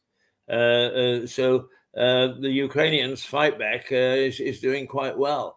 But on top of that, it also says that somewhere that they are worried that Putin is moving up some of his nuclear deterrents onto the borders, particularly the borders with in that part of Ukraine with which I'm a bit familiar, around Lugansk, the Donbass area. The Liverpool woman attacked by dogs and killed in the Kirkdale house. I always find that a bit disturbing when dogs turn on their owners or on people in a house. It's a bit frightening, I think. It doesn't say what sort of dogs they are, whether they're abandoned dogs. No, it's not frightening, actually. Not? No. Why? Because they're clearly a bad owner. Oh, you think so? Yeah. No normal dog would do that. I don't know. Some people get dogs from a rescue and have no idea what their background is. I don't. Well, all of my dogs are rescue. Are they? Yeah, all three of them. and they are the most perfectly, apart from They all love you. they all are the most well behaved, apart from Yeah. Einstein, who likes to poo and pee in the hallway. His name is Einstein? Einstein. Yeah. He's pure white. Yeah. He's a pure white chihuahua. They love you because you're cuddly. You can just see the guy when he walks through the door, tails wagging. Yeah, apart from Einstein having behavioral issues and wasn't properly house trained before we got him, we're trying to get that, but he's an adult now, so it's very difficult to try untrain that. But no, all of my dogs are rescue, and they're all very well behaved. Right, Japan tells citizens to take cover after North Korea launches a ballistic missile. And that story only came through 4 hours ago. So that's happening today as we speak. Well, we'll see what the headlines have to say about it tomorrow. By the sounds of it, because it's not every single story, it's not a big deal. If it was a big deal, it would be everywhere. Yeah, the thing is that with these things is the reason that the Japanese, particularly because he shoots them into the Japanese Sea, is that all you've got to do is have one malfunction, and then suddenly you've got one that plows into a city. I know, but I'm sure the North Koreans' missiles won't have any technical glitches. No, I think all of their machinery is perfect and up to date with modern technology, just like they are. You've got greater faith in modern technology than I have. If modern kidding. technology was so great, why do we break down so often? Being sarcastic. Don't worry. Right. Okay. The DWP have announced exact dates for the £324 cost of living payment, the second part, and it's going to be the beginning of November. So you've got to get through October without the assistance, any government assistance. But then in November, you'll get 324. Many people will get £324. And apparently yesterday afternoon, there was a lockdown at the Conservative Party conference with an unnamed security risk incident. This happens a lot, where someone phones in from like a pay phone on the street and says, "I have planted a bomb in the Conservative Parliament," or whatever it might be, right. And they have to take it seriously, even if they are 99.9%, even if they're 100% sure that it's a fake bomb threat, they have to take it seriously no matter what. Right. There we are. There's this story. It's Poseidon, Russia's weapon of apocalypse, and NATO are concerned. There we go. That was filed 13 hours ago. So we'll see what happens there. But that's a little bit of a catch up of news headlines as they've happened after the papers went to bed. I have some. All right, you've got some news headlines. Go ahead. Yes. So number one here from Telegraph: King Charles rolls out red carpet for South Africa as he hosts his first ever state visit as king. Who's coming? I don't know. Someone from South Africa. I assume the South African president. Oh, it's a state visit. I would have thought it would be their president. It will be the president. All right. I assume so. And who's the president? Yes. And as a matter of fact... the new monarch will welcome Cyril Ramaphosa. All right. I have no idea how to pronounce it. No, and as a matter of fact, I mean, I normally am pretty good on state leaders, but it flummoxed me. I immediately thought when you said South Africa, who is the president of South Africa? And I don't know. No, the last one was pretty funny. Jacob Zuma. Oh, yes. He's a terrible prime minister. Terrible person.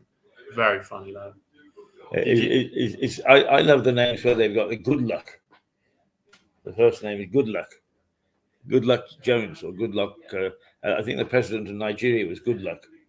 Good Luck. Oh my God! Yeah. No, hang on a minute. I'm going to fact check this, so I have the story 100% right because it's a ridiculous story.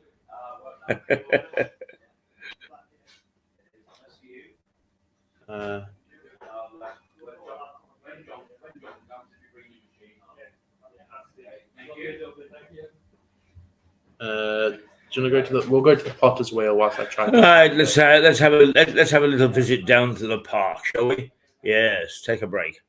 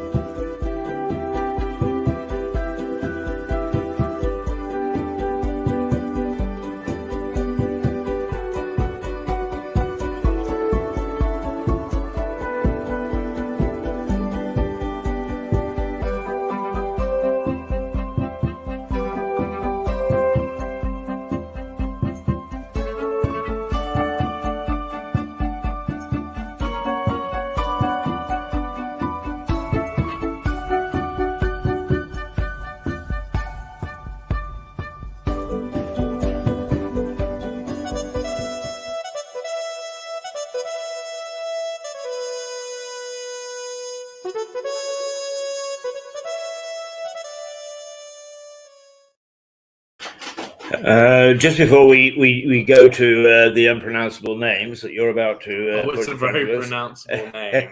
Trust me.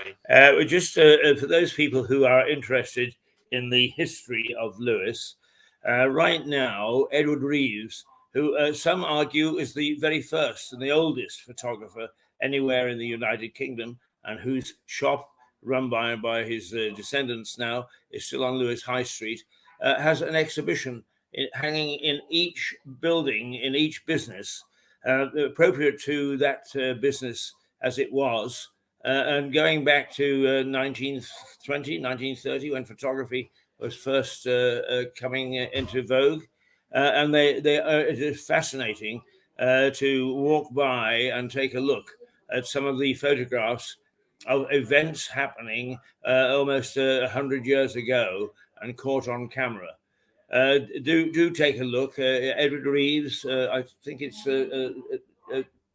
called Looking Through a Glass, because the early photography was done on plate glass. And I believe that Edward Reeves got a lottery grant to have somebody come and sort out these historic photos so that they're now catalogued and very useful for historians in the future. So do catch that. Just walking up and down Lewis High Street and looking into the various Lewis businesses. Okay, so I have a story when I forgot how to pronounce. I couldn't pronounce the president of South Africa, Right? And it reminded me of another country where they have a certain politician. In Namibia or Namibia. He's still in office.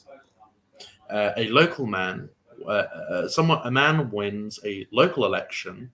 He won on the 3rd of December 2020.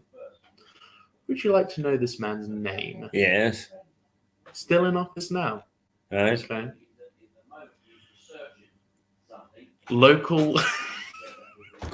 Local political leader Adolf Hitler. You're joking. No, I'm serious. Adolf Hitler. His name is Adolf Hitler. Yeah. So let me just repeat this. Okay, a Namibian politician shares the same name as Adolf Hitler, and he's still in office right now in Namibia. Dear. I think I would have changed my name by deed poll if I'd have been born like Adolf Hitler. Yeah, dear. That is just a ridiculous name. He is in the party. He's aligned with the People's Liberation Army of Namibia. So, yikes. The Republic. He is in the party Republic of Namibia. He's in the Republican Party. Yes, the Republican Party. And his name is Adolf Hitler, and he's a politician right now in Namibia. Namibia, whatever, how you pronounce it. Namibia is the correct pronunciation, yeah. Well. Right. Well, it is be careful if you go to Namibia that strangely enough, I knew several journalists from Namibia over the years. Were any of them called Adolf Hitler? Well, they certainly weren't called Adolf Hitler. No, but Namibia is a very vast tract of land in southern Africa, and it is particularly known, I think, for its wildlife. It does have vast areas unpopulated, and it's a bit like Patagonia, an unknown quantity, and almost a mysterious country in many ways, and never seems to hit the headlines very much. Then again, I suppose it depends which headlines that you're reading about. I suppose if you were reading about African nations headlines, it would feature regularly, but on an international stage, not a great deal. And indeed, I'm quite sure that if it was hitting the international headlines, is the name of the president, Adolf Hitler, would certainly make a mark. Adolf Hitler has a Twitter page. Oh, goodness gracious African me. politician. This is his most recent post. Gosh, what's he saying about Putin? Read that. No, it's there. That's what he said. My man. Oh, he says, my man is Vladimir Putin.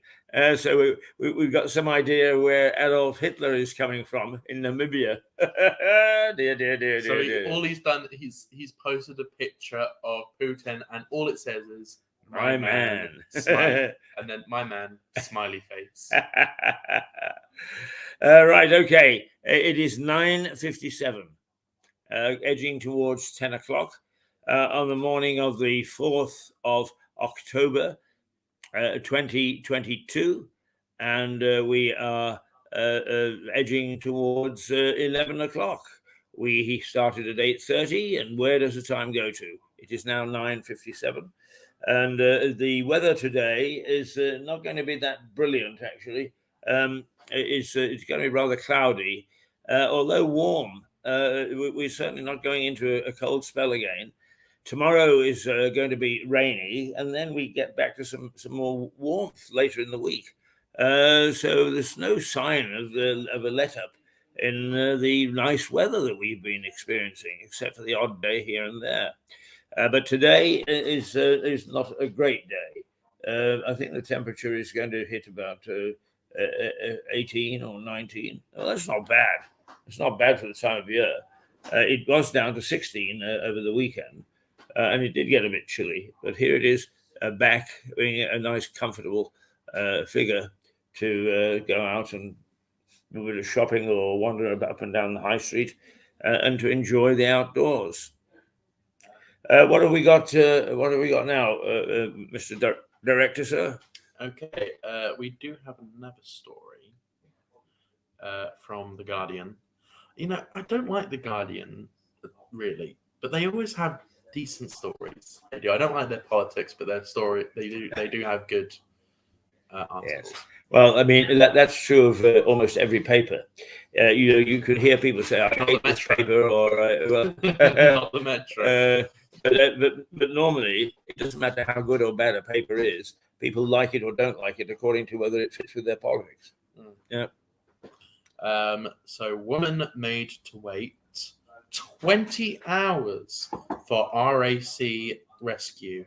She had to shelter in a stranger's house. Goodness gracious. RAC is the Royal Automobile Club. Yes. Who come and pick up your car if it's broken down, tow it, fix it on the side of the road. There's lots of different names of different companies, but the biggest one is RAC. And the AA as well. The AA, yeah, that's the most popular one. Those are the two big ones, aren't they? Yeah. RAC and the AA are the two biggest ones. And RAC made a woman wait 20 hours. And she wasn't even in a remote part of the country. She was in Wales, but she was surrounded by 4 different towns in close proximity. So she wasn't in the middle of nowhere. She was by villages and towns. So why they couldn't get there, I don't know. Well, I would imagine there's going to be a bit of an inquiry on that. Right. Because I think that they do boast when they sell you a membership, don't they, that you'll never be sort of more than a number of minutes. Yeah, I think green light offer, if we're not here within 20 minutes, you get your money back. Oh, right. Well, that's interesting. Um, Let's try that for the top of Ben Nevis. It was a 65-year-old woman spent the night in a stranger's home because it took 20 hours for the RAC to turn up. And then it did say she was still charged. I don't know where that went. Well, I would imagine. Yes, so she still had to pay the £270 for the car to be towed, even after waiting for 20 hours. Yeah, well, I imagine that the driver and the local people don't have any options, but surely head office will look at this and say, no, we're going to waive that. Oh, yeah, obviously. I would be phoning head office immediately. Yeah, absolutely. Having to pay. Send a few Namibians to sort them out. Oh, dear. Actually, just as a matter of interest, look up Namibia's armed forces, will you, and see what they've got in terms of tanks and missiles and shooting men. They have Toyota Hiluxes. They what, sorry? What was it? What was I searching, sorry? Namibia's armed forces. Namibia's armed forces. Yes. Let's see what they've got. Right, okay. Shall we take a look at something now? What have we got on stock? Well, I have Namibia's armed forces. They have trucks and people. That's about it. They don't have tanks. They don't have vehicles. Well, they have this. Okay. Some armored They have cars. something. Yeah. Well, not that one's not very armored. They've got a few guns. They have. Yeah. They have guns and AKs. Few guns. Right. Okay. Watch out for them. So, shall we go to a shorter break this time? Yes, for about 5 minutes. Yes. And then we'll come back and I have a few more stories after that. Okay. So where are you taking us now? I don't know yet. Bloody Part of Tiny Town, episode 6, but we only play the first 5 minutes, and then we can use the other 5 minutes later on in the day. Okay. Or tomorrow. Very well. Okay, so yes. Episode 6, which we also haven't seen.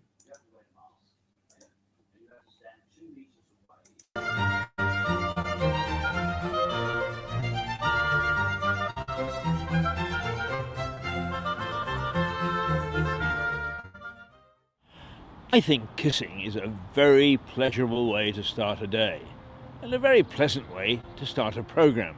So let's start this episode with a kiss. But this is Lewis, remember. Perhaps the most famous sculptor of the 19th century was French artist Rodin, and arguably the most famous statue he carved was called A Kiss. As you can see, the images are slightly erotic, but in this day and age, hardly shocking. That wasn't the case in Lewis, of course. Art-loving but slightly eccentric American Edward Perry Warren lived in Lewis on School Hill, and in 1904 commissioned Rodin to make a copy of the Kiss for him. Rodin duly obliged, although they argued about the price of 20,000 francs. But once it arrived, the statue was confined to a shed, adjacent to the American's house on the High Street. It languished there for 10 years, until a public unveiling was called for in 1914. Hooray! Great art was about to be exposed to Lewis at last. But no, this is Lewis. A local schoolmistress had taken a peek, and her peek had convinced her that the naughty statue should be shielded from everyone's eyes. Everyone's eyes, apparently, except her own. Primly, she stormed down to the council and demanded that the kiss should be hidden. The council agreed, and the famous statue never ever had a showing in Lewis. Until 100 years later, that is. Apologetic about the shabby treatment the kiss had received at its hands, the Lewis Council welcomed the return of the statue, and a group of townsfolk raised enough funds to welcome back the kiss. Its unveiling was a huge success, and thousands filed into Lewes Town Hall to see the forbidden fruit. What started with a kiss ended with a public embrace, and a chance for the two models to show their affection in public. The kiss, incidentally, is now well travelled. Often away from the Tate Gallery, where it sits in splendour, the kiss is now in New Zealand. History is often based on old records, confirming that either this happened or that happened at a given time or at a fixed place. But much of history is also gleaned from the recollections of people who were present, or the tales handed down from father to son, mother to daughter, and then graphically brought to life by modern tellers of tall tales.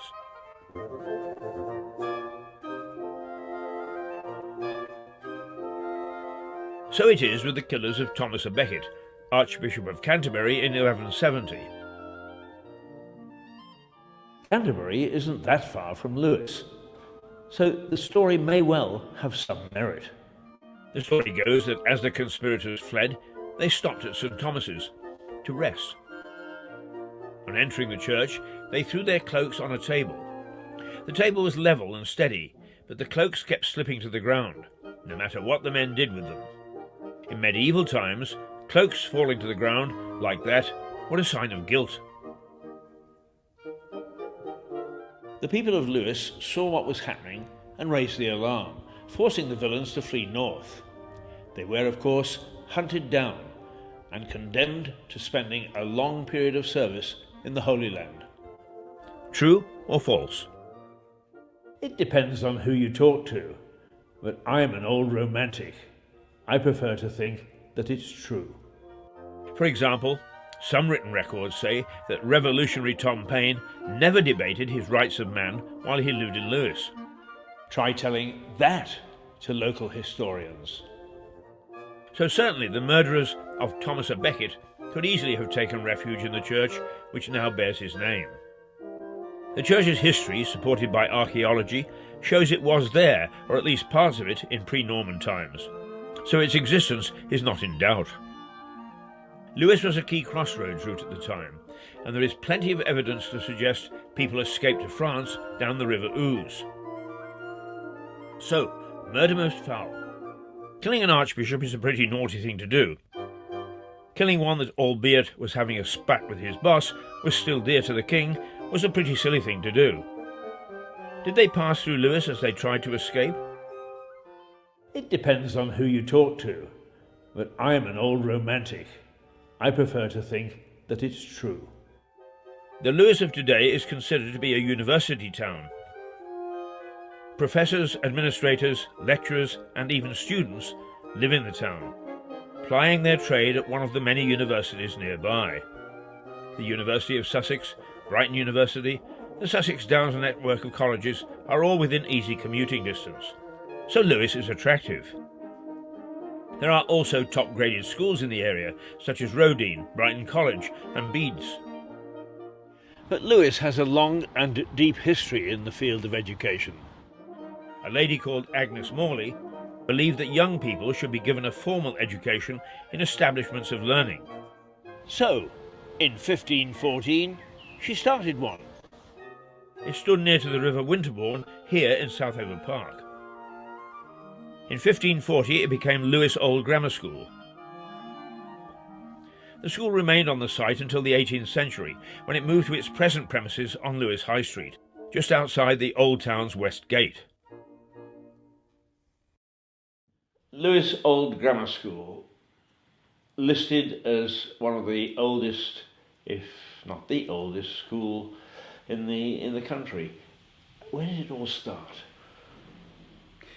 I think it's about 23. I think one or two venerable places like Winchester and Eton are a bit older than we are, but it started in 1512, so it is pretty ancient. I mean, it seems there was a great flood of schools suddenly started in that period. Any reason? There are a number of reasons. One is the fact that we think of the disappearance of the monasteries as specifically a Henrician thing. the dissolution, dramatic dissolution, including, of course, Lewes Priory. It was also felt to be a worthy thing to do. And of course, people at that stage, in this transition between medieval piety and the early modern period, thought that a charitable work such as providing education would be quite good for the welfare of their souls after they'd passed on. It did go through a rather thin patch at the end of the 19th century and for the first half of the 20th. Many similar schools closed. Rye, for example. And the reason, well, Lewes just really hung on by the skin of its teeth. The reason being the provision of free elementary education from 1870 onwards, and the fact that people didn't need to send their children to Lewes. Any sort of concept of what the early school that was in Southover Park or the grounds of Southover Grange would have been like? There are pictures of St James's Hospital engravings,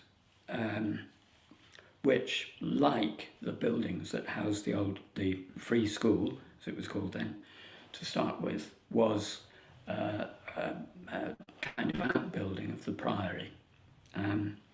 It was probably something of that sort, fairly humble building, because after all it was providing charitable work for poor families. It was a lovely location, but it was rather prone to flooding, for one thing. We've got some records about numbers of the scholars, who by that stage numbered 20. And there nearly always were 20, not usually poor, deserving families. But we don't really know how many more pupils there were paying fees. Just little snatches of evidence from the 19th century. It was probably pretty grim at Lewes Grammar School, as by that stage it was being known. We've got some photographs. The earliest photograph of the school is from the 1890s. And the boys, and actually, strangely enough, a few very young girls seem to have been educated here as well. They look rather forlorn and down and pasty-faced. Describe how the school is today, because it is seen as a pillar of Lewes society, if you want to put it that way. I think that we now have around 600 pupils on roll.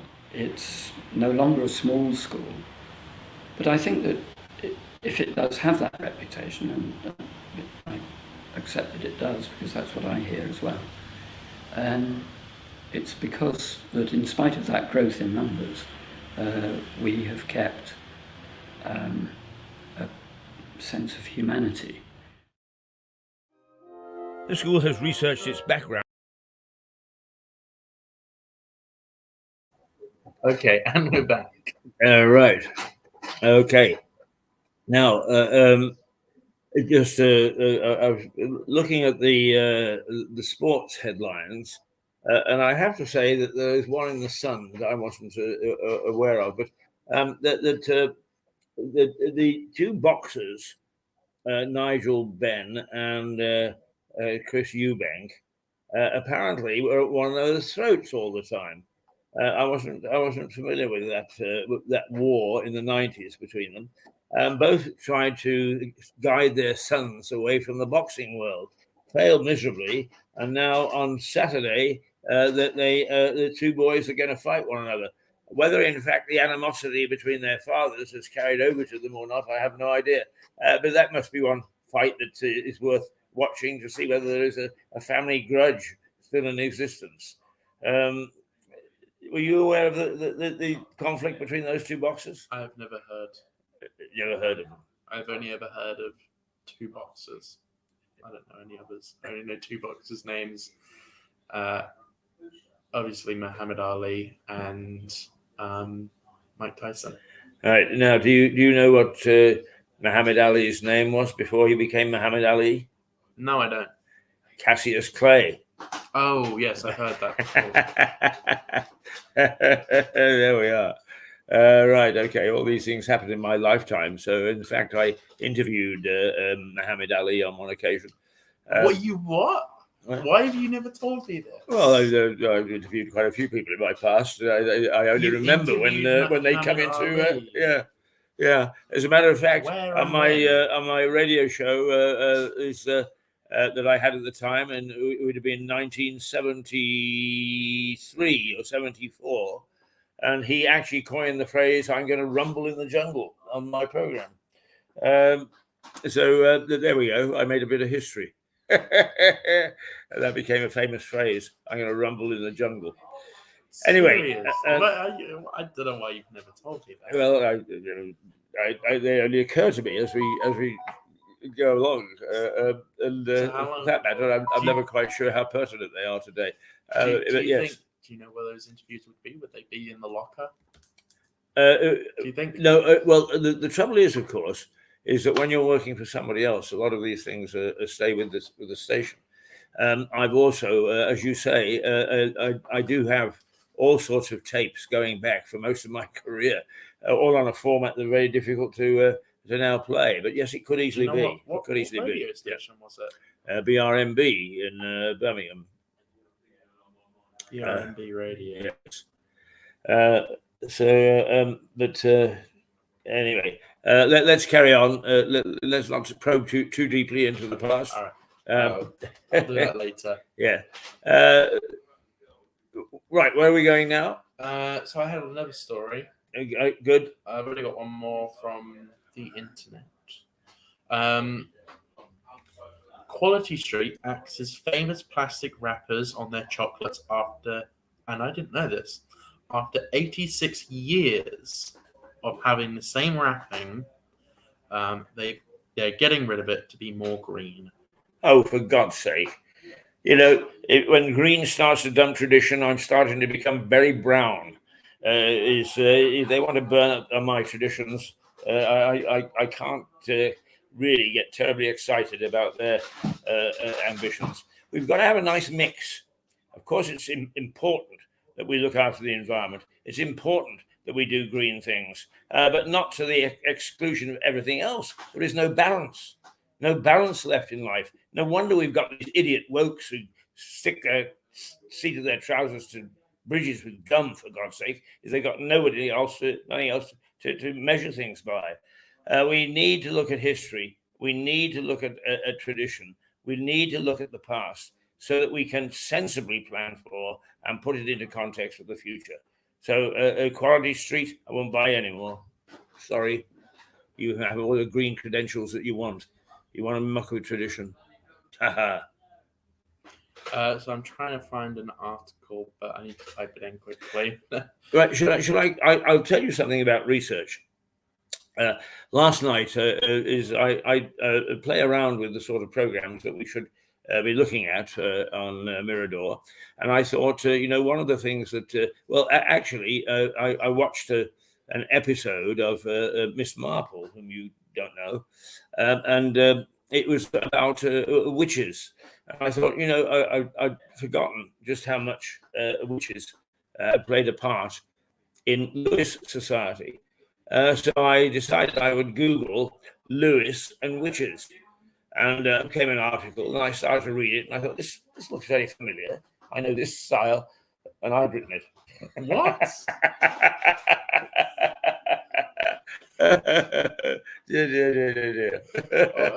So I was reading my own article to research witches in Lewis. Well, I mean, it's for 2 years, fairly recently, actually. I mean, up until lockdown, I wrote for a magazine here called Town and County, and I wrote, "Good morning, how are you?" Yeah, okay, sir. That's good. Where's Stu? He's not in this morning, I don't think. He'll be in tomorrow. Oh, he okay? Yes, he's fine. In fact, he's in very good form yesterday. Oh. Yes, you could see the smile on his face. Oh. That's one of our great friends and listeners who comes in here for a drink each Tuesday. and we always say hello. But I wrote it somewhere in the region of about 40 articles for vaguely historical, some of them tongue-in-cheek about Lewis. And occasionally, I mean, I've got them tucked away in this computer somewhere, but I occasionally come across them when I'm looking up things, and I find out that I wrote about them in the first place. It's amazing what's stored in the computer, isn't it, or on the web? Yeah.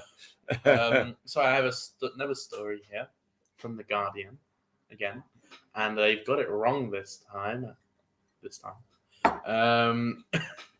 The Guardian article here says a sign of dementia could include a dark sense of humor. Oh dear. Oh no, I have dementia already. Yeah. Yeah. And I've had it for a long time in that case. So so have I. Reportedly, UCL have recently found that a change in humor towards a dark sense of humor could be a sign of dementia, or a change in dramatically becoming inappropriate and graphic. Good heavens. I mean, do you put any credence in that? Absolutely not. No, normally. It's amazing what researchers do find, though.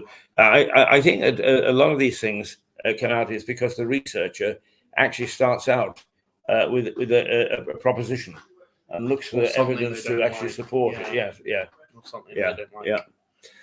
yeah. Okay, so there we are.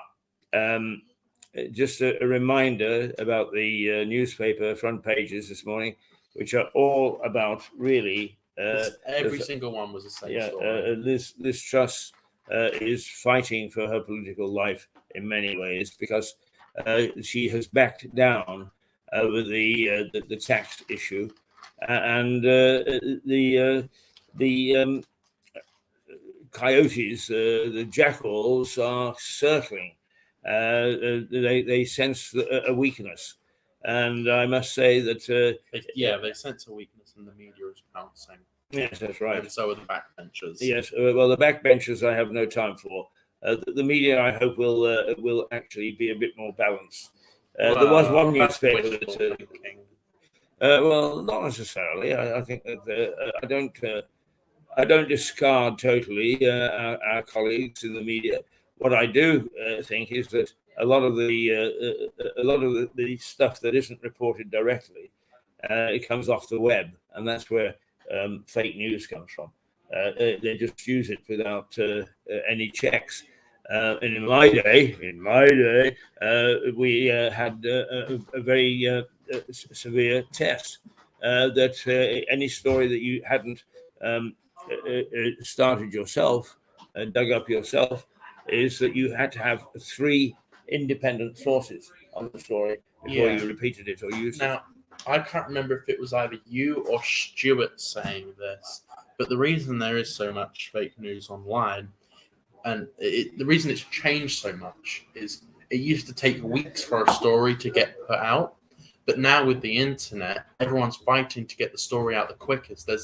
They trip over themselves so much, and it just becomes not always a lie, but just not true, because they've rushed it, and then they find out it's not true, or they've missaid a name, they've got the wrong person, and it's because of the internet that's really caused all of this. Yes, I agree. But you know, I've always challenged, way back in the 70s, in the 60s for that matter, many of the taglines for radio stations were "First for the news. You can get it first here."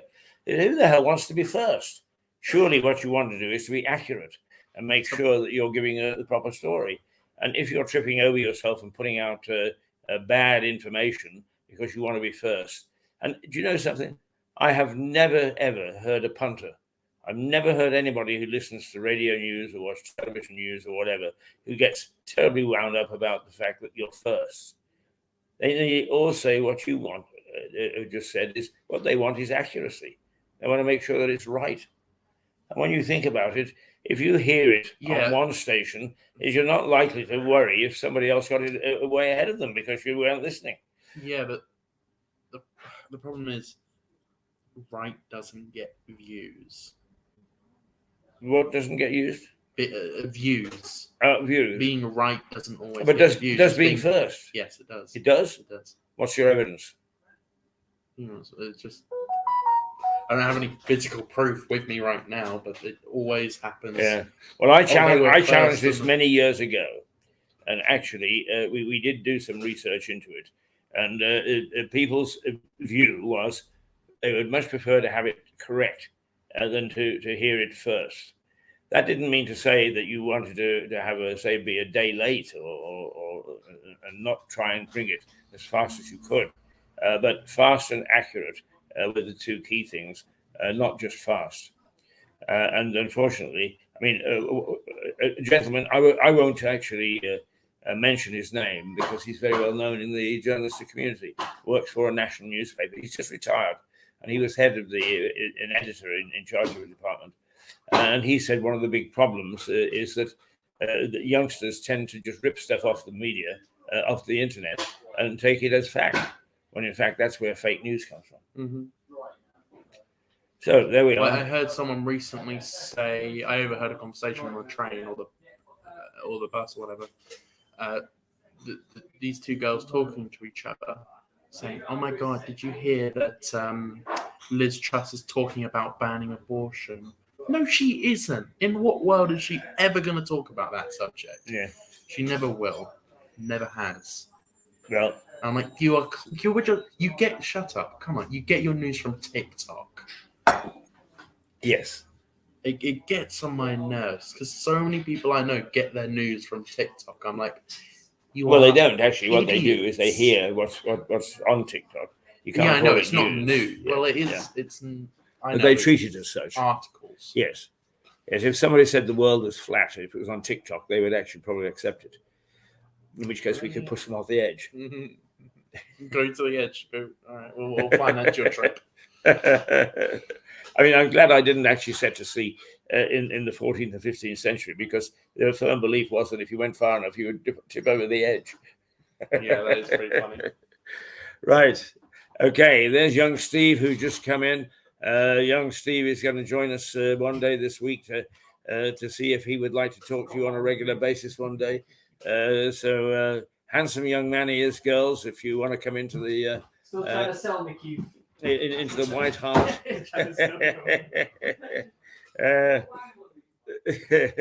A good crew here at the White Hart. They really are. It's a very, very nice hotel. I actually, when I got here this morning at about 7:05, there's Cliff, the owner, he was already out through the front door. Off he was going to some meeting or other. So you can see that they are hardworking and get up very early to make sure that everything is hunky-dory, tickety-boo, as they say, for the rest of the day. All right, where are we going from here, Mr. Director? I'm gonna try to.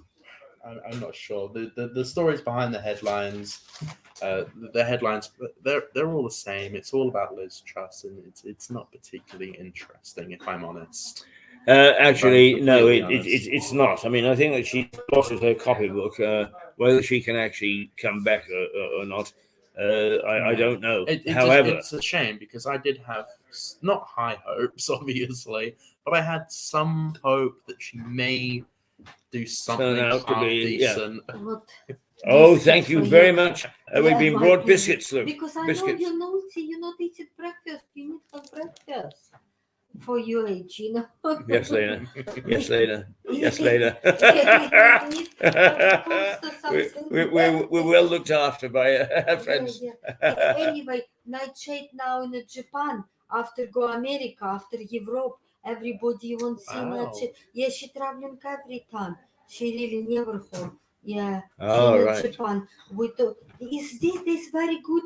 Like next door talking computer, you know, from Japan. If Do you want to come round? no, okay. If people say free, it's not free. We pay this card. We pay on internet, everything. Yeah. Yeah. Oh, that's true. That's true. Yeah, no, it's very good. Very good. However, there is a new coffee shop open up the road that is Vietnamese. Oh, really? So you better go and try that. Just up by the bus stop. Oh, Yeah. And have you seen the pictures? You were asking about the pictures. Have you seen the pictures in the front window of the hotel? No, we'll talk to you later. Yes, yes. But actually, pop around and take a quick look at the pictures. Just in the room that you're in, Oh, take a quick look through the window from outside. okay, Yeah. thank you very much. Right, there we go. Is a lovely lady who's in here all the time. She was our very first interviewee. Oh, really? Yes, from here. On the morning that we started to broadcast, and she pops in and makes sure that we're all right, gives us words of advice, and makes sure that we're looked after. There's a biscuit for you and a biscuit for me. Thank you. Her daughter is a famous WWE wrestler. That's right, yes. Nightshade, Yes. her name is. Is that right, Nightshade? Yeah. Oh, well, we'll have to see if we can get a clip of Nightshade, won't we, and show it. Right. As a matter of fact, there was some wrestling on last night when I was flipping through, but I have to say that I find it very difficult to watch nowadays. But It's mostly like a young people sort of sport. Yeah, or people who like to see sort of blood and guts all over the place. One of the things that I remember is in the very, very early days of professional wrestling, there was a very obese wrestler called Big Daddy. He was huge of girth, and they never let him lose. And he would bounce the other wrestlers to the floor with his stomach, and his real name was Merle, I think. Merle or Myrtle or something. Did he Crabtree. Did he die very young of some sort of heart condition? I would imagine that he did. I don't think he's around any longer. But when was this? When you were younger? Well, I was younger in 1960 somewhat. Yes. Oh, not much. But it was a bit. Okay, let's see what we've got on the tabs here to see what we can show. Because I think we got one or two things that I sorted out this morning. You want to take a look? Yes. Where is it? It should be in file number to use. Looking there, and you may find. Oh yes, that one is. I think that one is quite interesting. It's all about Lewis's airport. Oh, okay. Yeah. Okay. So let's take a look at Lewis's airport. Interesting. Let's hope it.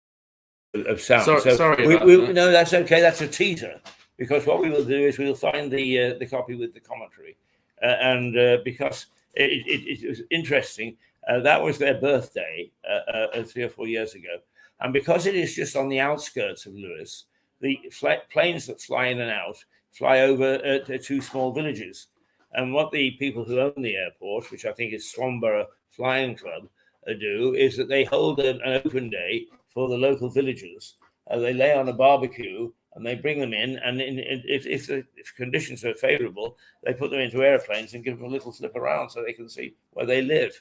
But on this particular occasion, they actually brought in a plane, which the name escapes me for the moment, but it'll come back in a minute or two. It was a biplane, and the one that was used by the First Lady to fly from here to Australia, Amy Johnson, in 1929 or something. So two of these particular planes made. The one she flew to Australia in, and the other one was sold privately. And they brought it in, and it appeared for people to go and take a look at and savor. And we've got very good footage of it. So we will show that later in the week. and Lewis's Airport. There you go. But we can play like Lewis. Yes, we could. Yes, we like playing this because for those people who aren't familiar with Lewis, it gives you a little taste of what we're all about. All right, here we go.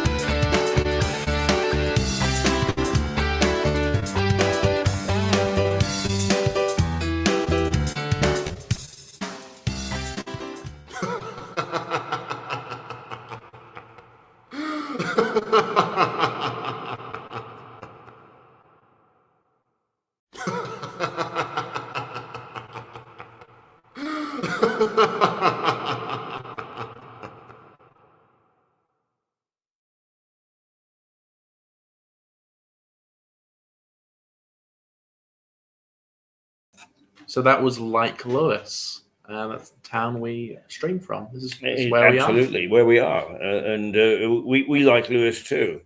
And a couple of things that we have to keep an eye on, which hopefully we will be broadcasting. So we might as well start to tell you about now, because one is only a month away. And that is that the very biggest celebration of Bonfire anywhere in the world takes place in Lewis on November the 5th. The day starts at 6 o'clock in the morning with a maroon being fired from the top of the castle ramparts. And it ends sometime in the small hours with bonfires being lit somewhere around 9:30, and really quite splendid firework displays. But in between time, there are, I think it's 7 bonfire societies, perhaps 6.5, who each put on a parade. They each process through the streets.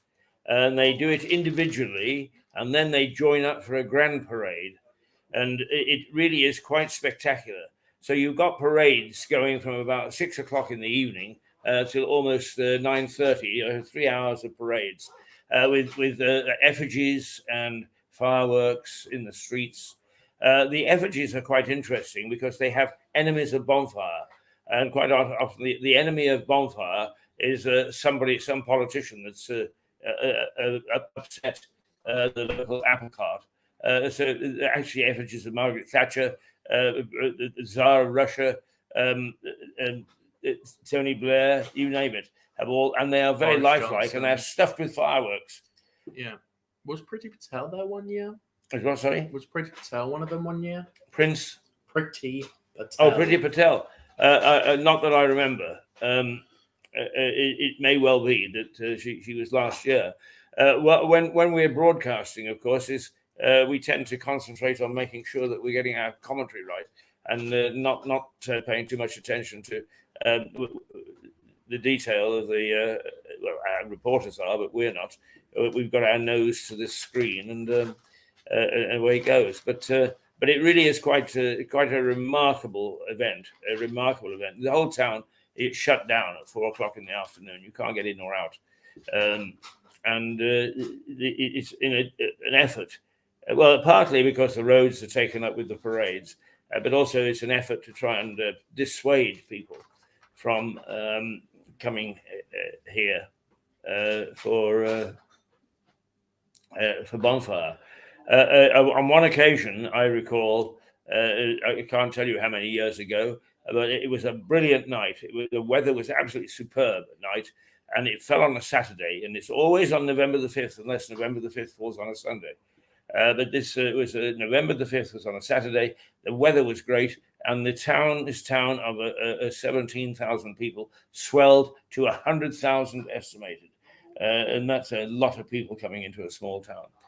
So it gives you some idea of the popularity of this event and how vast it is. Bonfire is hugely popular here. I've never been to Lewis Bonfire. Well, you're coming this year, my boy. I am, yeah. It's going to be my first time. It's going to be interesting. You okay?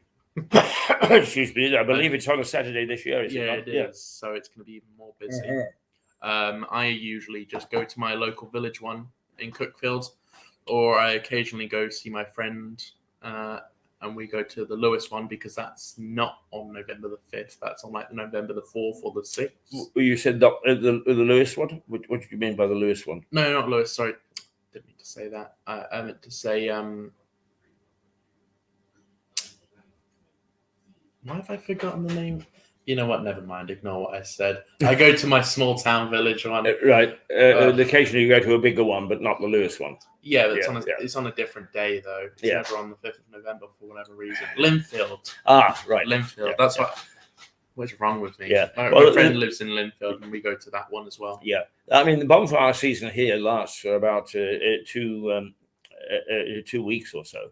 and all the villages have their own bonfire societies, and they have their own parades and so on and so forth. But most of them actually join the Lewis one on bonfire night, and you see them in the parade, and they carry a banner, and they've got their own particular type of uniform, and each bonfire society chooses a theme. So some are cavaliers, others are well. There was one controversial commercial square who dressed as Zulus, and somebody somewhere complained about it, and they had to sort of calm it down a little bit, which is a bit silly because it's all historical. It also is you will see banners for "No Popery Here," and of course somebody somewhere has complained about that, but in fact it's historical.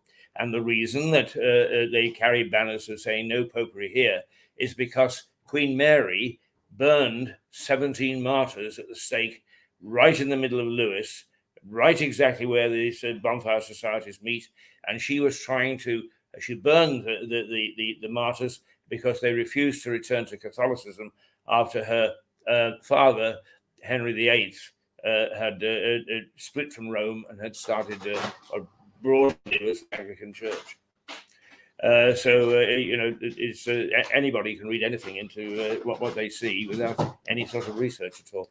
But anyway, it's a magnificent occasion, and we will be bringing it, and you can see everything on Mirador television. But if you want to come, as I'm not going to dissuade you, I think that it's silly to try to dissuade. But the bonfire societies themselves is slightly hypocritical, in as much as they say, well, this is for the people of Lewis, but they parade and they actually jiggle buckets and so on to try and get money, which helps pay for next year's fireworks. So the bigger the crowd, the better the fireworks for next year. Yeah, so we have a similar thing in our village. You have to pay to get into the bonfire. It's not optional. You have to pay. But it goes to like the local schools. One year we got a new computer room in my primary school. It goes to local things, local communities, redoing the park, getting new equipment for PE lessons. It's nice because it does actually go directly to the community. Now, just about a month later, the other big event in the streets is late night shopping, in which once again there are parades. All shops stay open until 9 o'clock. They quite often offer punch or a drink and so on to customers. People wander the streets, go into shops, look for bargains, and it's a big sales push really for the local shops. But also they make it into a party.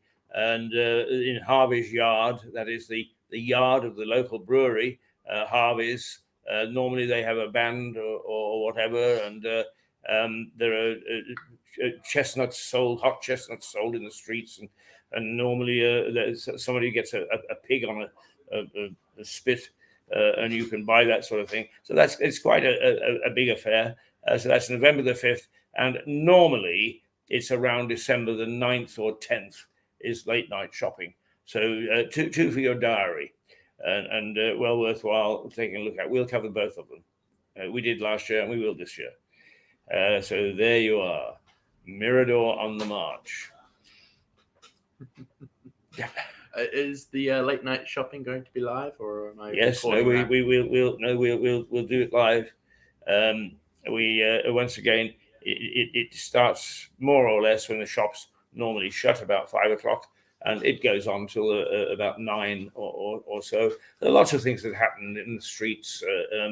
It's not an organized parade procession the way that Bonfire is, but you get bands going up and down, and Harveys normally get their Shire horses out and pull the beer dray, and so all in all, it's sort of a merry time in introducing Christmas, I guess, the first event of Christmas.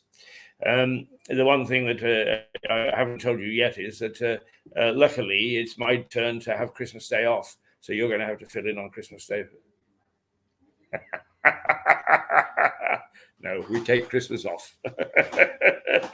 Nobody's going to watch on Christmas Day anyway. No, Too many good things on the big channels. That's where we can't compete. So we don't even try. We take Christmas off. Plus, we take bank holidays off anyway. Yes, we do. To give us like a long weekend or a break. And people are always doing stuff on bank holidays. So that's right. Yeah. There's no point really in us talking to nobody. Plus, I won't be able to get the bus and stuff. That's right. It's a real pain. And in some ways, it's the reason that we don't broadcast on the weekend, because people's habits change. In a weekday, people do the same thing Monday to Friday. On Saturday, the whole thing changes. I mean, most people don't get cracking until 10 o'clock in the morning. Yeah, I never know what I'm doing until like the Friday. Right, and I have always had the ambition, and perhaps we'll do it one day, is to actually bring you a church service. And we tried last year to bring you the Mayor's Christmas Carol service, and they got a new town clerk who got very snotty about it, and it would disrupt us far too much. What absolute rubbish! And to be quite honest with you, we haven't had much cooperation since Stephen Catlin ceased to be mayor. We haven't had much cooperation from the Lewes Town Council as it is. So we actually motor on without them. And the funny thing is warning signs for them is they don't seem to be missed. Yeah. Right you are. Should we go to another short break? We shall. Let's see what we have here.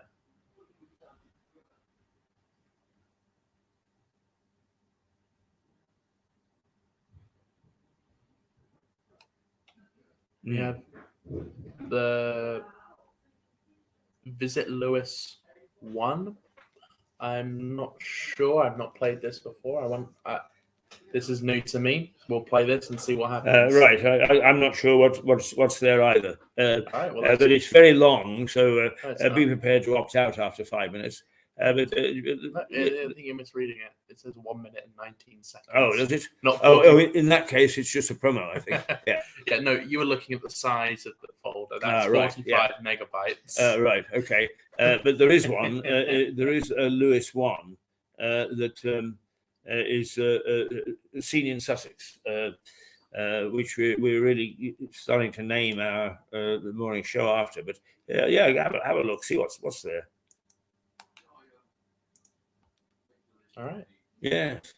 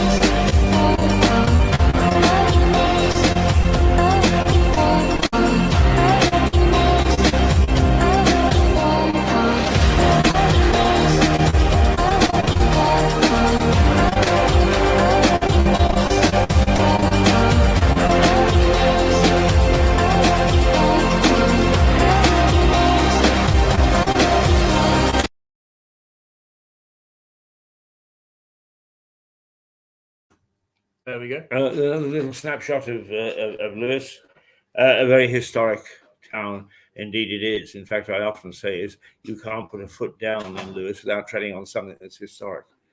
So it's now 10:55. Let's just remind you of one or two things. First of all, it is the 4th day of October in the year 2022. 10:55 is the time, and outside the sun has broken through. So the weather forecast said we would have much breakthrough of sun today, with lots of cloud. But it is a lovely sight when we look out of the window of the White Hart, because opposite is the courthouse, a very famous courthouse in which lots of famous people have, or famous court cases have taken place, not least of which is, I think you saw in our documentary a little earlier in the program, was John George Haigh, the acid bath murderer, and he wooed ladies, persuaded them to give him the goods and chattels, and if they didn't, he put them in an acid bath and actually made sure that they actually went to dissolved. And he was only caught because some lady had a gallstone, and acid doesn't apparently the gallstone. I say simply Lena torture 24/7, not anybody 24/7. It 20 years more. Alena like working with tax people money. Look, Parliament say cut tax. I think cut tax rich people. Oh, yeah, you be careful, Lena, because if George Haigh gets hold of you and puts you in an acid bath, he'll dissolve you. I don't care. I nothing to lose. Darling, we've got to finish off now, so we'll be with you in a minute or two. Okay, it is 10:57, and that's the lovely part about this. The way that we do this is all sorts of people are just welcome to come in and have a little chat right in the middle of us talking about a man. The jury took, I think it's either 12 or 40 minutes, 7 minutes to actually find him guilty. But one of the more macabre things is I was told by an old boy, because this is 1948, 49 that this took place, and so he remembered very well that the schoolboys after school, if they got a little while before they went home, would go into the courthouse and sit in the balcony and watch the court cases. And in the case of Haigh, they took their bootlaces off and turned it into a little hangman's noose and waved it at him in the dock. He was so phlegmatic, he just did the Times crossword puzzle and never paid any attention to anything that was being done to him by the defense counsel or the prosecution. And as I say, he after 7 minutes, the jury found him guilty, and he went off. And I think it was in Gillingham or somewhere that he was hanged. But he was held in Lewes jail for a while, and certainly was convicted in the courthouse. It wasn't that long ago. It was what, the 60s? 49. 49. Yeah. Oh yes, because you would have been 10 years old or so. So would have been. Yes. Because you said you remember it. I know. I remember it. Yes, I was about 10 years of age when he was convicted. The other one was Reginald Christie, who was the first murderer to be apprehended by wireless telegraph. He tried to escape to the States, and he was on board the ship, and it was the first time that they telegraphed a ship and said, "Hold this man when you get to the other end." So there are several interesting cases that have been through this court and who have made news one way or another. Anyway, we are now 10:59, and that's it for the day. We've looked at the Liz Truss drama at the party conference in Birmingham. Can she pull it off? Is she going to be the Iron Lady, or is she, as Max says, going to be the Iron Nanny? Only time will tell, and we will watch it carefully. Till tomorrow. Toodle pip. Toodle pip.